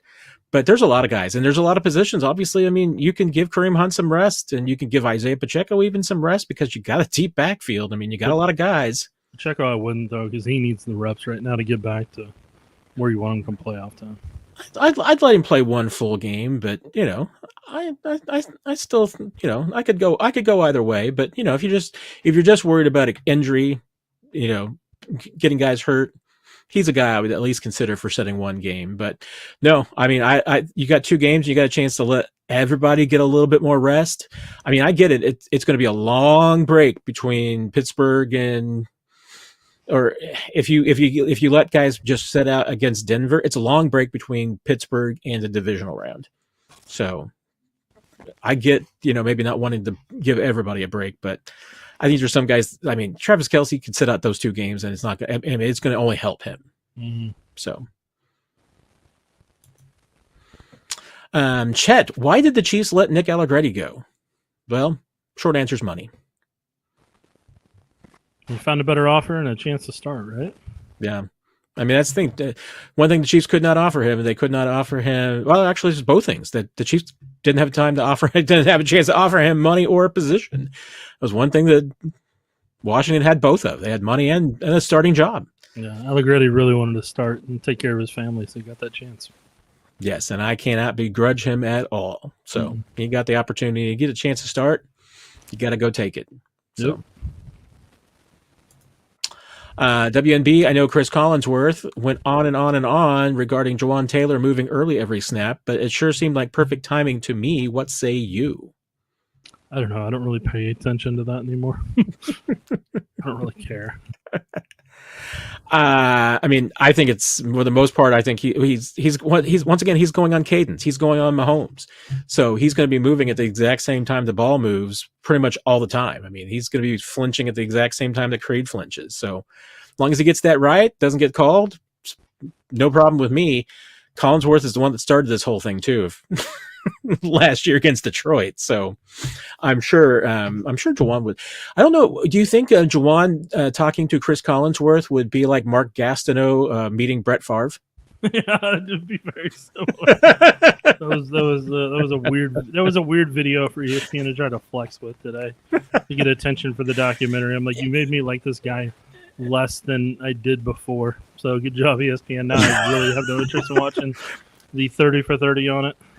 I mean, exactly. All I've done is seen that one clip that ESPN put out there, and the leading up to the interlude and the moment between Gastineau and Favre, and I've already learned everything I need to know, which is that the reason why Mark Gastineau is not in the Hall of Fame, everybody hates him. His teammates hated him. I don't know. I can't speak on any of that, Matt. Well, I saw that and then it made me wonder about a couple of other things, and so I went and Mark Gastineau's former teammates all hated him. It's amazing. Still can't speak on it, Matt. Yeah, Brendan, I did not know that. Well, I did not know that Nick was there for a little while, and I certainly didn't know that Nick was finishing his burger until the lightning round starts at 8:30. So, as I called my shot during that time and said, I can't wait for Matt to read this in an hour. Boy, do I know, or do I know? So, Nick, how was the burger? It was great. No, we already went over all this in the comment section. I haven't gotten to that point yet in the comments, so. Well, at least you're only an hour behind your show. That's at 8:27, and you're now answering 7:21 questions. Yeah, that's a little bit of a problem. A little bit. Did you answer Luttrell's question about Donovan Smith? Donovan Smith seems to be like Forrest. I don't understand that reference, but all right. Did you have an opinion of his film? Donovan Smith seems to be like Forrest Gump. Donovan Smith isn't playing right now. He's not playing. Well, no, but so there's no film to watch. Maybe it was DJ. I don't know. Luttrell. We can answer your question an hour later if I won't be here an hour later, man. Well, it's an hour later now from when the question was asked because my time management issues. And to the point that was made earlier, yes, those multiple question marks during lightning round make a whole lot of sense because now I'm going through looking for questions and I can't find any questions because all I'm finding are Nick Jacobs in the comments section talking about music and his burgers and Idaho. You went to Five Guys, Idaho fries, Idaho fries. I knew it was Nick. It was Five Guys. Matt, there's no question marks on anything I did because I was interacting with the lovely people listening to the Q&A. I was doing what in the comedian industry they call crowd work. Yes. I do get this question periodically from the background because my background is just nothing but Easter eggs and mess. But A1, but what is the creamer besides the Mahomes book? Yeah, I have the collection of Coffee Mate Star Wars creamers. So I believe, if I'm not mistaken, I think that's Darth Vader and Chewbacca. Yes. And then I think R2-D2 and Boba Fett are back there around there somewhere. So I can't remember if there was a C-3PO one as well, and if I have that, but I know I had the Boba Fett one. That was pretty cool. Ozzy was asking what surgery McCole had. Is out for the season, or do we not know? I mean, I haven't heard anything officially, so I do not have not heard anything official. And remember, we really haven't got a chance.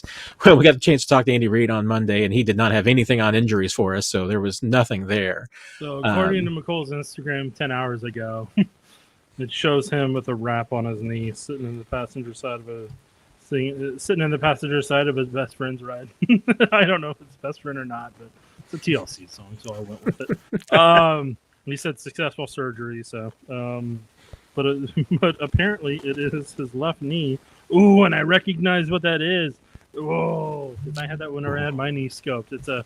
He has an ice pad thing on it that connects, so to keep that big ice chest in there. It's like an iceberg or polar bear ice or something like that, and you put that on the knee and it runs cold water through to keep the swelling down. I used that thing for like a week, so he's got that. I recognize that one.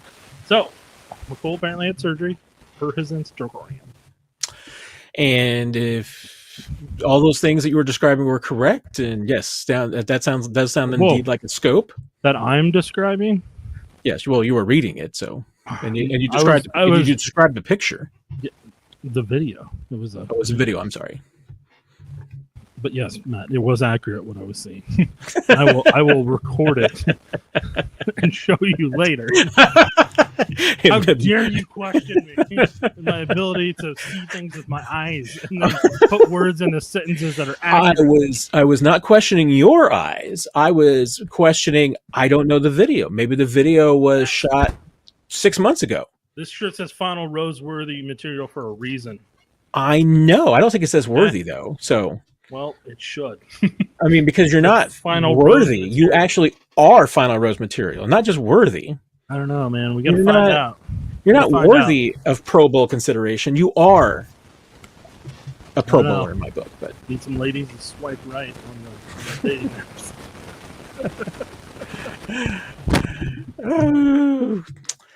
Let's see. Where are we next in the lightning round? See, we're flying by. 727. I'm flying by there. Sharon J. Williams, concussed or chest injury, heard both from reliable KC sources. The Chiefs did clarify that it was a chest injury that he sustained, that it wasn't a concussion. So it looked like it could have been a concussions consideration, but and all Andy Reid told us on Monday was that he was feeling better. I know he was moving around the locker room pretty good after the game, so I say cross your fingers on that one and see how Josh is doing, but I wouldn't be surprised if he's practicing on Wednesday, but we'll see. We'll see what happens. Chuck, is Remigio going to be purely on special teams, do you think, or is there a chance he gets some gadget plays on offense like McColl did? Any thoughts, Nick? I mean, I feel like he could certainly be an Xavier-worthy backup. He could be a receiver that they could work over the middle size-wise if they need to. And if, like, Juju Smith-Schuster, if they need to put him in that spot, I think they could work him in there. And then maybe DeAndre, if DeAndre's working in the slot, if they needed to give Remigio some reps. But, I mean, special teams, he's just got a fearlessness, like running straight ahead, trying to make yards, and he almost broke a couple of them. So I say keep letting him shine and flex that way right now. Yeah, and I mean this is a compliment. Some people think this is an insult, but this is a compliment coming from me. Nico's got a little Albert Wilson in him, and that he can do a lot of different things. Oh yeah, he can do the dirty work. He can be a complimentary receiver. I mean, I could see Nico Remigio being the next Justin Watson. But Albert Wilson, you say? Albert Wilson had some great moments in Chiefs history. Oh yeah, where was that comparison from? I loved Albert Wilson. Okay. Man, yes, I know. Yes, we were just. Oh, then now we're caught up to when I was having my battles with Swifties. There you go. Look at you going on the journey from an hour ago. From Michael, thoughts on trying to make some of the Chiefs receivers who don't make cut transition to DB? What would that take? Travis Hunter is going to be giving some teams ideas. All right, I'm building something right now. I'm talking to. Okay. No. I don't. Not everybody has Travis Hunter's athletic ability. Not everybody has that. So like, I don't. If they want to try that to extend their career, that's fine. But I would have thought they would have already done that whenever they came into the league or when they were in college. Personally. Yeah, I mean that's the thing. I mean, if you were Travis Hunter is unique in that he played both in college. You could do both, I think, at the NFL. Dion did obviously the same thing. I mean, he did both. I mean, there's been a few guys. He wasn't the best receiver, but yeah. He wasn't the best receiver, but there's been a few guys who have done that. But I mean, if the last time you played DB was high school and you're trying to play DB at the NFL level, I do not like your chances there. Ooh, I like that. Let's see. I'm building a stat, Matt. Oh, excellent. Yeah. I meant after we get to DJ's question here, I'll have a question for you then. Lightning round. Do you attribute the lack of pass rush to a step back in coverage with Snead gone and Watson out, or D-line just being worn down from high snap counts in an early bye? Matt, I'm going to let you go first. You've been the one banging that drum at press conferences. You deserve the stage right now, sir. I mean, asking Chris Jones, Steve Spagnuolo, and Andy Reid directly. I mean, honestly, DJ, I think it's all of the above. I mean, I do think that they have run a short bench at defensive line all season. They had the early bye, so nobody's been getting a break. I don't think that you haven't seen the same consistency from the pass rush that you saw the last couple of years. Hey, I mean, I don't see how you can't make necessarily a connection between Snead's absence and the pass rush being weaker because, hey, with Snead back there, they had 55 sacks each of the last 2 seasons. He's gone, and now the pass rush isn't as good. I mean, I mean, I feel like it's not just one thing. There's not just one lever. It's a combination of factors. So the short answer, DJ, is yes. What's the long answer, man? No, I'm just kidding. Might be the long answer. One of those things, where the short answer is yes with a but, the long answer is no with an if. All right, I'm just going to trust you on that one. Yeah, I'm not sure the math checks out there, but it was a Simpsons thing. Not sure if I'm checking out on that one. Are you ready for? Not mathing right now. Are you ready for your graphic? For the first one, yeah, I'm building another one, but we'll go to this one. Excellent, right. Because I think this answers my question, which was you being able to bring up the stats you were talking about earlier. Yeah, okay. So if you didn't see Twitter today, I keep hearing it on national media over and over again. And what they keep talking about is point differential.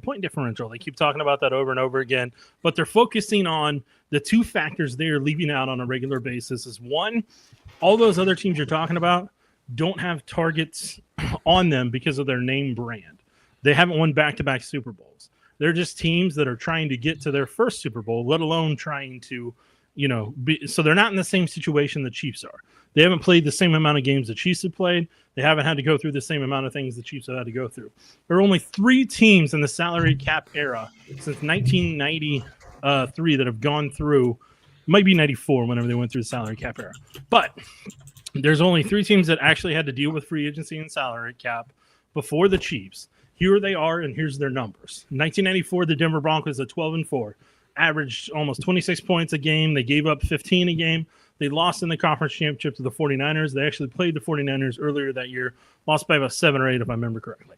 1989 Broncos, after their back-to-back years of winning the Super Bowl, they did not make the playoffs, but they actually kept the same coaching staff. They averaged almost 20 a game, but gave up 28 games. So that was even. Then you take the 2005 Patriots after they lost Romeo Crennel to the Browns and Charlie Weiss to Notre Dame. They ended up going 10-6, scored exactly the same amount of points that the Chiefs did, but gave up more points than the Chiefs did and lost to the Broncos in the divisional round. I believe at the time that would be during the Jake Plummer era at quarterback potentially in that 2005 range, if I remember correctly. Could be wrong, but certainly possible on that one. Now you look at the Chiefs. Chiefs are behind the Cowboys in points per game, but they're right on pace with the Patriots, and they're better than the Broncos.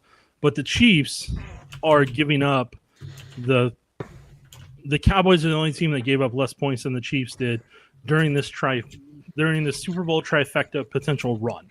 So the reason I did that is because I wanted to show people what it's like on that front.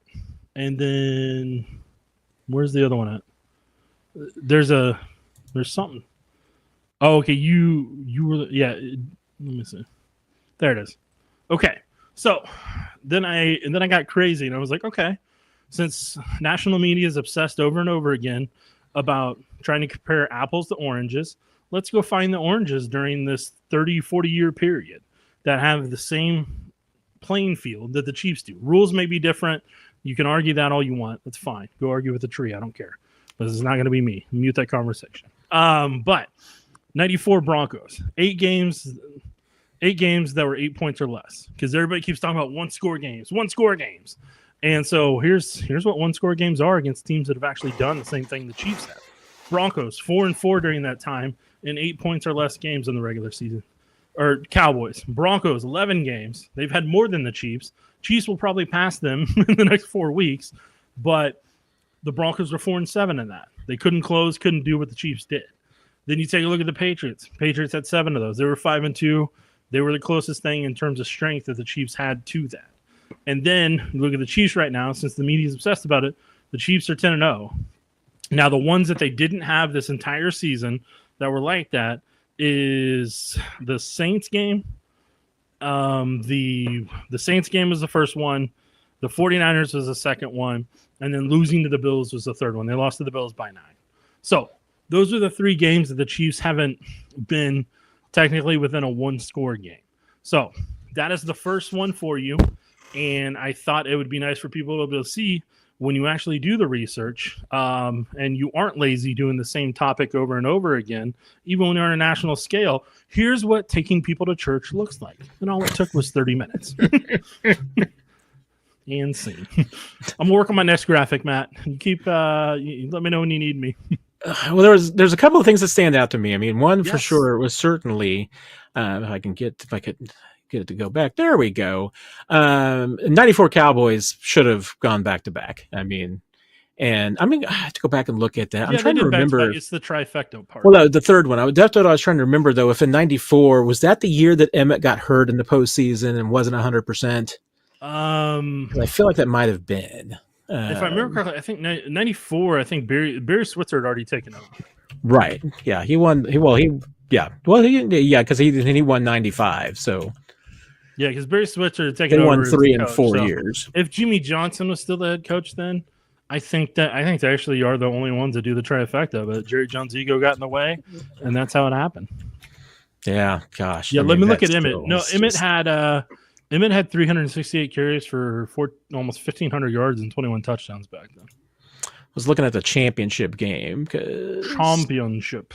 He did play in it. I just don't remember if he was. Yeah, just the way he said it. Like he did, in fact, play in it. He was there. He was there. He did attend. I don't remember. Gosh, I don't remember. So I know it says he had 20 carries for 74 yards and 2 TDs. So he played enough to make an impact. They just don't have anything on injuries. I just don't remember if he had a dislocated shoulder in that game, but so I'm not going to discount anything you're saying right now, man. I just don't remember, but I can blame. You can blame all that on Barry Switzer, and obviously the Broncos have an asterisk because their attempt at a three-peat was without both the retired John Elway and why am I blanking on his name? The awesome running back. Terrell Davis. Thank you very much. This was exactly what I was getting ready to say. What I'm here for, Matt. I'm hurt himself in like the 4th week of the season. So hate when that happens. Yeah, they tried to do that without both those guys, and that was an impossibility. So they were lucky to win the games that they did. And then, if you're the 05 Patriots, how can you get by Jake Plummer? I mean, it was Jake Plummer, though, right? It was Jake Plummer. You were not wrong. It was Jake Plummer. Awesome. So happy. Yeah, I didn't remember wrong. And I still contend that you don't. It's not luck that the Chiefs win close games. Good teams do that. And that's why, because if I'm not mistaken, it was the 03 and 04 Patriots that went back to back that held the record of 13 straight one-score game wins. And it was the 05 team that did not three-peat that was 5-2. Whereas their two previous teams, and I should look that up and see what their stats were in those one score games, because the 03-04 Patriots might not have lost a one score game, and they won 2 Super Bowls. So to me, I still don't see where this is the problem. That if you're winning close games, it's not luck. I mean, it's because I think you do the little things right and you put yourself into position to win a bunch of football games. Yeah, you go through situational football and you have situational awareness. And when those moments arise, you're not surprised or shocked by them. Like, in a Super Bowl overtime. Burn. Yes. Matt, I built the other one. I'm just waiting for it to pop up. I can't wait. But if you want to ask another question, we probably do need to keep going on questions. We can close out with the other one. Well, we've got it if you're ready. So if you want, go for it. Let's go straight into it. So. Oh, okay. All right, we'll do this. All right. So for the next thing, if you didn't see us on the social medias earlier, Twitter, I'll put it on Blue Sky later, even though I'm rarely on Blue Sky because I don't like to be on a ton of social media. But anyways, so this one right here, I took the resume of every single AFC team that's currently in the playoff picture right now. So you got the Chiefs versus current AFC playoff teams. The Chiefs and Ravens are going to be the most battle tested of the bunch. So for the Chiefs, 4-1, they've played 5 teams so far. Obviously, they lost to Buffalo. They've points fared 100, points allowed 91, but the point differential is a +9 right now against playoff teams. And then they still have the Texans left. They still have the Steelers and Broncos left. So playing the AFC West helped the Chiefs out a great deal in terms of how many playoff teams are going to play. The Bills have only played 3 against the Ravens, Texans, and Chiefs. Chiefs was the only one they won. If they lost that one and were 0-3 right now, that would not be ideal. They have no playoff teams left on their schedule from the AFC. Technically, NFC, they might have the Rams, depending on how they do, and then Lions this upcoming week. But the Bills are -19 in point differential because of their nickel defense. So when they're playing actual playoff teams, it's a tougher road for them for their defense. Now you look at the Steelers versus playoff teams. Steelers currently 3-0. They're a +19 in point differential, but they haven't scored a lot. If you look points for points allowed, not even in the same ballpark as the Chiefs. Yet you talk about how the Chiefs don't like you look at the national perspective and they constantly say the Chiefs don't score enough points. Chiefs aren't winning by enough. Chiefs aren't winning by enough. Look at the Steelers. Steelers have half the points that the Chiefs do, but they have such a dominant defense that, people it's just the Steelers have an expectation of a tough defense, bad offense. So like they don't talk about them in the same light, but they also aren't taking the time to research them to see that. But the Steelers still have the Ravens left and Chiefs left. And Matt, if you want to play that one through, because I think you're the one that played it. Okay, and it'll transition to the next one here in a second. There we go. Okay, now we got the final ones. The Texans 1-0, only played Buffalo, and they won that one. They're crushing it right now. But they still got the Chiefs coming up, Ravens coming up.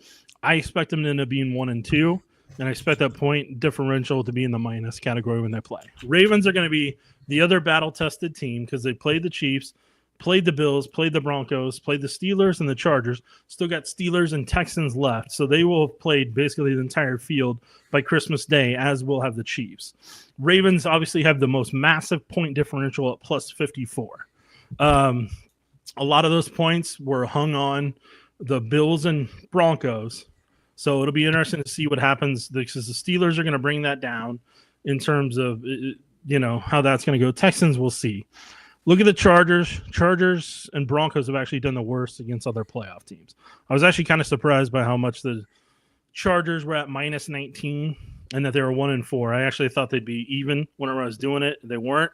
Then the Broncos are even worse because the Broncos have the worst point differential. I think it's either -42 or -47, and they still have the Chargers and Chiefs left on their schedule. So that is a look at how teams are when they're playing one another in the playoffs. We'll see if the national media magically picks this up over the next couple of weeks and give themselves new talking points for a December to remember.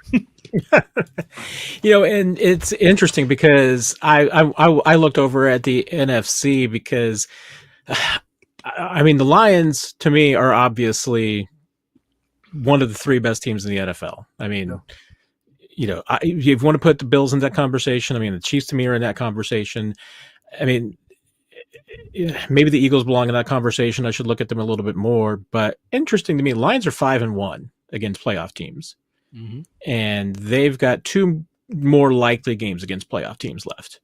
So they could potentially go 7-1. I mean, that's also pretty impressive. I mean, that says a lot to me about, how good that team looks, because you look at this and you just see, to me, Nick, I mean, it's really hard to beat playoff teams. Yes. I mean, looking at it this way, I mean, and probably just because of the way that they play defense, I mean, you could build a convincing case that the Steelers are a more scary team than the Broncos are, even though the Broncos have beaten the Chiefs once. Yeah. But they're also 1-2 against playoff teams. And the one knock against the Bills has always been they can't win in January. And my question about this Bills team is that, are they going to be tested? Because they've gotten one test this year that they've passed. Lions is going to be a really big test for them. Rams was another big test. So I'm intrigued to see what happens here in the weeks ahead. Yeah. Matt, any more thoughts from all the stats and numbers? I spent half of my day working on. I was going to say, Morton here because Angie's very glad that she's never infringed my intellectual property. Angie would never do that. She would never do that. Do that. She's not about that life. No. And everybody, if you've enjoyed Nick's stats here, feel free to give him credit. I mean, he did the work on this. He did just retweet it. You don't need to copy it and then post it on another platform or anything. No, that's not what we're about here. We're all about being friends. Are we, Matt? Because I think we're nemesis. Well, I'm kidding. I mean, Bears 2581. We're clearly in the 10%, because there is no doubt that when it comes to intellectual property owners and their wealth, I am in the bottom 10%. No, I love that. I love those numbers, Nick. I mean, I think it's definitely, to me, something that I think that some national pontificators probably need to have at their fingertips, and maybe it would change their narratives a little bit. It won't, but well, of course it won't, because what you did there, Nick, required work. And not everybody likes work. Whopping 30 minutes of my free time. Not everybody likes to do 30 minutes of work in their free time in the middle of their December to remember. But that's why they hire producers like me to do that. And that's why you're the best. That's why you're an award winner. It doesn't. Well, we don't have my name that shows it, Matt. So how are people going to know? Well, that's because it messes up the 41 is the mic graphics. So I hate when that happens. Oh yeah, that's right. The whole toggle thing we had to do. Yes, there was a whole toggling thing. Forgot about the toggling thing. That's fine. Yes. Oh dear. Nick, do you have any thoughts about the college football playoff? No, not really. I'm just excited that they have one. I mean, I know people are going to complain and they're going to have, they want to see this or they want to see that, or they want to see reseeding, or this team should have gotten in or that team should have gotten in and everything. I hated how ESPN drew it out though on the broadcast, like 30 minutes, and then they're finally like, and like they would go to a couple of them and they're like, now let's debate these two teams. No. Put the field out, debate for the next 3 hours. Nobody's going to watch you once noon hits because they're going to start watching NFL.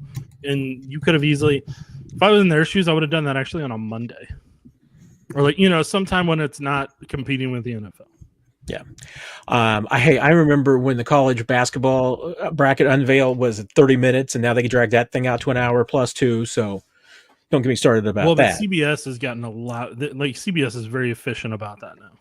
Yeah, they've got much better producing. They still drag it out longer than it needs to be, but I'm saying they're much more efficient, Matt. Okay, that's just me.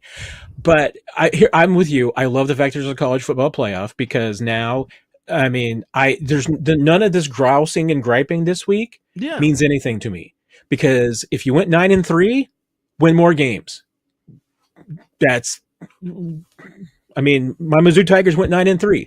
If they won one more game, it might be in the college football playoff. But they didn't, because they didn't win enough games. If you're Alabama, win more games. I mean, you lost 3 games in the SEC. If you lost 3 games in your conference, you've got no reason to gripe. So I just love the fact that the committee did a good job of making sure that there's no reason that anybody should have any gripes. The right teams got in. I don't know if SMU got a great draw though. I mean, they got a chance to really, do some things. But and I know the seeding stinks. I don't like the format of the seeding. That's one thing. But I learned that from playing college football playoff on the PS5 that the seedings are never going to make any sense. So at least the game got that one right, because the seedings don't make any sense this year. They don't make any sense in that game. So they nailed it. Hey, Depot loved my Steam ship analogy, so I'm pretty proud of that. How long ago was that analogy? That was a while ago, but that was weeks ago, Matt. That was weeks ago. Corey, do you think the NFL would ever not be greedy and have a week 8 bye for every team? No, they will never be that not greedy. Oh, NFL is always going to have inventory going on. Yes. They're more likely to just extend it out so that, now instead of 18 weeks, they're going to go to 19 or 20 weeks, but just have games every single week. Yeah, they're always going to have inventory on it. Because yeah. I mean, and a week of the NFL season is worth what to them, Nick? Like $150, $200 million? What's up? A week of NFL games, not even just 16 games. I mean, 13, 14 games is worth $150, $200 million to the NFL. If I had to calculate everything up, I mean, it wouldn't stun me if that isn't the number.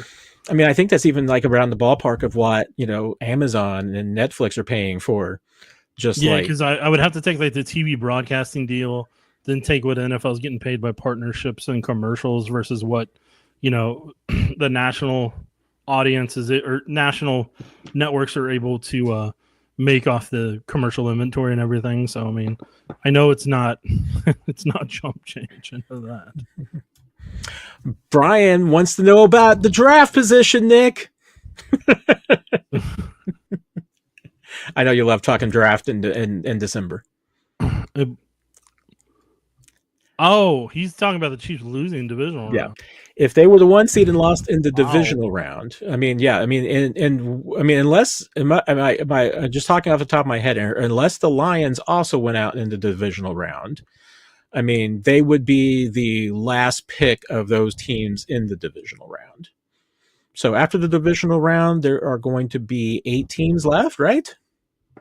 After divisional, you're gonna have the conference who. You would have the final. So 4. I'm sorry, 4 teams left. 20. You'd be 20, and you'd probably somewhere between 26 to 28. Yes, and like I said, unless the Lions were also in that, and you had a tiebreaker situation, yeah, you'd probably be 28. Nope. So, not a lot of improvement. So no, losing really wouldn't help you out that much. Ozzy, any potential issues with Terry Braden going to Nebraska to be the defensive line coach? I can't really see it. I mean, I think the Chiefs obviously, they'll miss him because the assistant coaches do a lot of work. And for those of you who don't know, the defensive line coaches, one thing that they do is that they are what I would call the coordinators for the scout team. Because if you've ever been like at a practice up in St. Joe, and you've seen one of those 10-10-10 practices, you will see that, Corey Matei on the offensive side, Terry Braden on the defensive side, they're the ones that run the cards, that you hear about. You've heard Patrick Mahomes and Travis Kelce talk about on the Kelce podcast. They're the ones that tell the scout team what to do. They're the ones that organize all of that. So, Terry Braden's a good coach. He's been an up-and-climber. I think the Chiefs will miss him. They're going to lose other coaches and people in the front office, I'm sure. This is the year that I would start stealing people from the Chiefs. I have been told that Terry Braden is going to stay with the Chiefs through the end of the season, no matter when that is. So not going to Nebraska anytime soon, but I mean, just wishing the best. Good for him. That's a good job to get. He's a young guy, 34, I think. So he's got a big career in front of him. That's a good opportunity for him. Man, we really got to start lightning round, man. Lightning round. Like, where are we at? We got a couple of minutes left, so we can hammer out a few questions here. Is Belichick really going to go to college, or just trying to bait the North Carolina? Oh, he's just trying to get an NFL team to give him what he wants. That's my opinion. Or he's getting his son a job to where he's the next UNC coach. So my thing is, if he can't get an NFL gig or get the teams he wants to call him, he's basically trying to get his son his next gig. Yeah, I won't drag the person who told me this into them in case they don't want it to be, but I did say here that someone told me today that one of the conditions for Bill Belichick was free tuition for his girlfriend. All right, Matt, we're moving on. Why did KC think Kingsley would be ready as the left tackle starter? How did the coach staff assess his status so badly? Or were they initially okay with the bad play, start to get cold feet? I'm not going to say any of that in any way, shape, or form. I think they were going based off what they were seeing in preseason and in training camp, and they didn't get to witness him against a lot of speed rushers to see where they were really going to have to work with him. So I think it was a trial by error thing. I think they knew that he was always going to have to be developed, but I think they were hoping they could develop him throughout the season. But then they saw where he was when he was going against speed rushers, and they knew how many speed rushers they were going to have on their schedule this year. And so they had to make a decision about what was best for him long term and not completely wreck him like other offensive linemen have been wrecked, not necessarily Chiefs, but in the NFL over time, because just they weren't ready for that spot. Yeah, I mean, I think that kind of applies with Wanye as well. I mean, you can only base it based on what you saw during training camp and during the preseason. And I don't know of anybody that was at these practices who saw this coming. I mean, both these players performed well. I mean, they did what they were asked to do. Things can change. I mean, your mindset can change, your confidence can change. I mean, there's things that just happen. So I don't know why it happened with both of them. I mean, I think at the end of the season, after the season, you definitely have to look at what the commonality here is and what led to that happening. And if that's a coaching problem, and if it's a development problem, if it's something else and you're doing in your organization, I mean, you can't fix it in season, but off season, that's the time to fix it.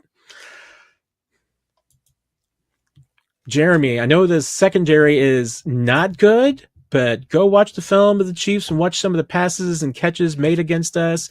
Man, are they both good and consistent. I mean, I do have a little problem, Nick, in rationalizing some of it, because there have been times that I just see some balls being thrown and I'm like, tip your hat to the quarterback and the receiver. I mean, Najee Johnson, I know he had some, what people thought were bad plays against the Bills. I didn't think they were bad plays. I thought he did everything he could. It was just Josh Allen is Josh Allen. Yep. Got to remember, some of the quarterbacks they play are good. Now, some of the quarterbacks they play are not good, and that's where you can understand that frustration. But, and the Raiders last week with Aiden O'Connell is probably my comparison of this year. I know. It's my one last point. Zach Wilson against the Jets last year. Zach Wilson had the game of his life last year. Aiden O'Connell might have had the game of his life for the Raiders last week. So,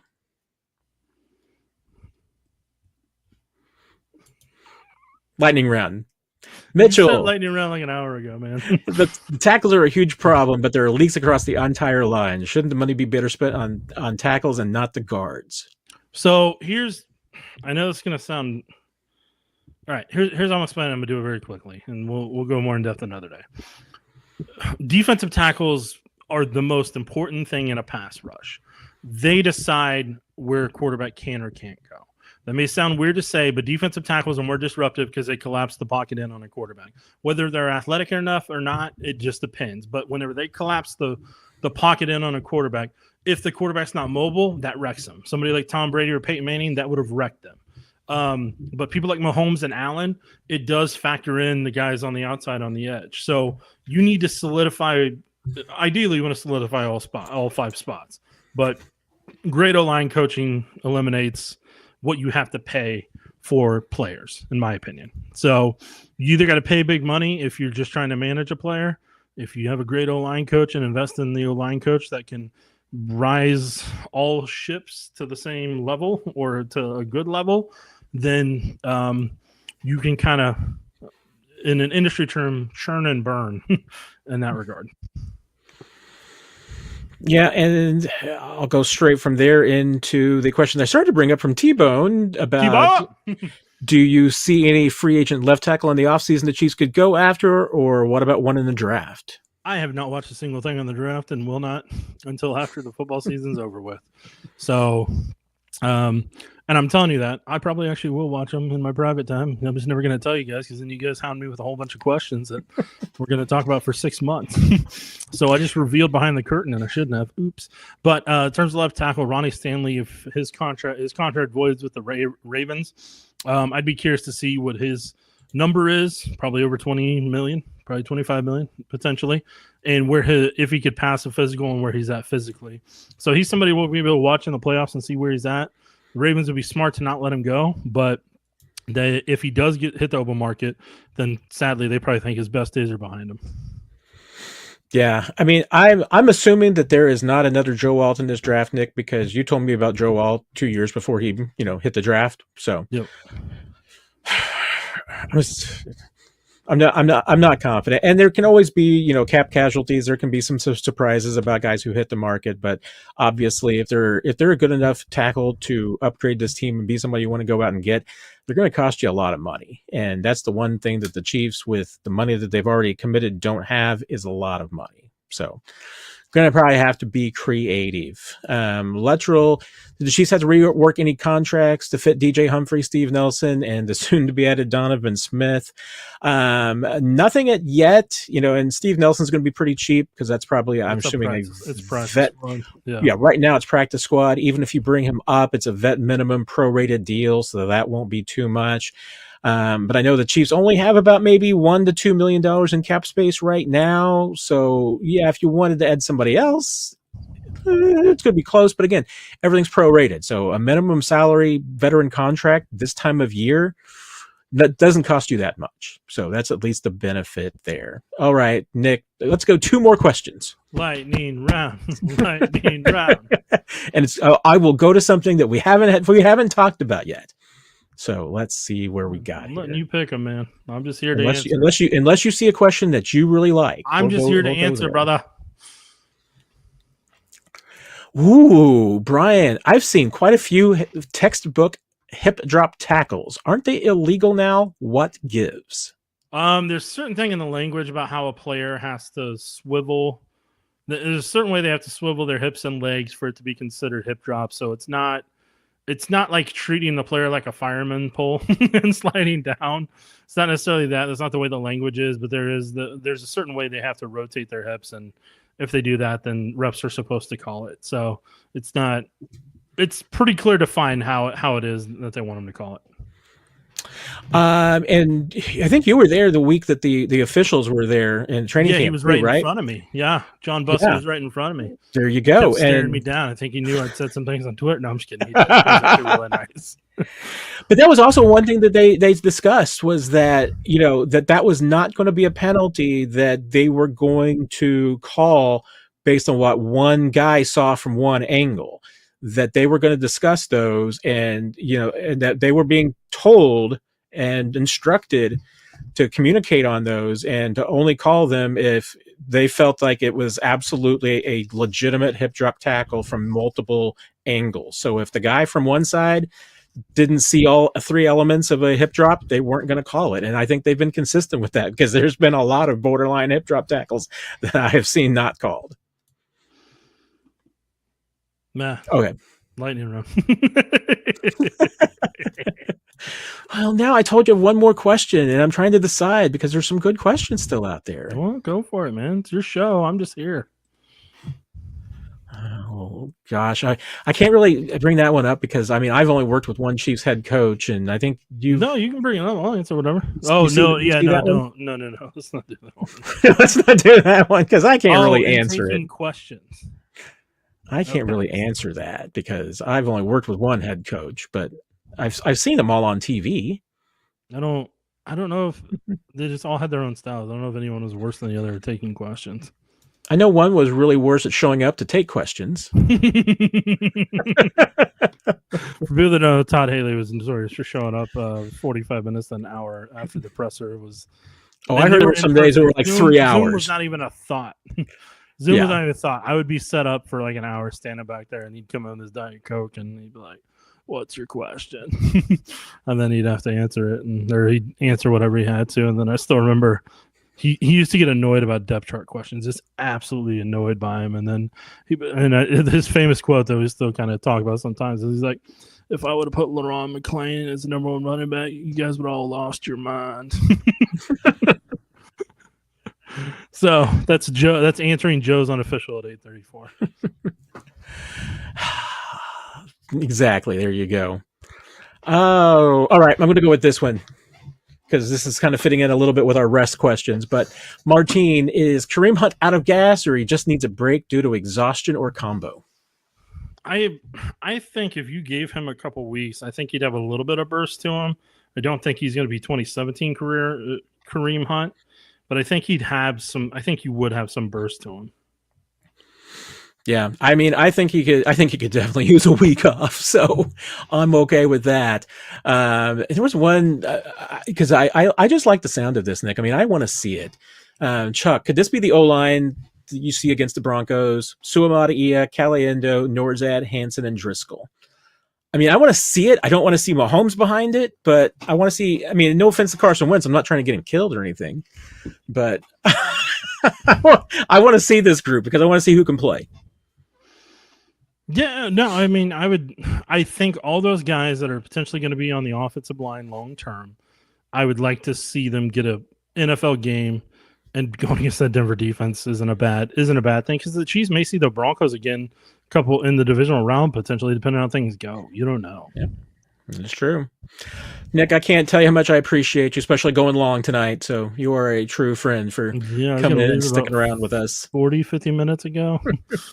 And I should have. I'm sorry I dragged you down, Nick. I love 827 Cody Ashmore. Put that up.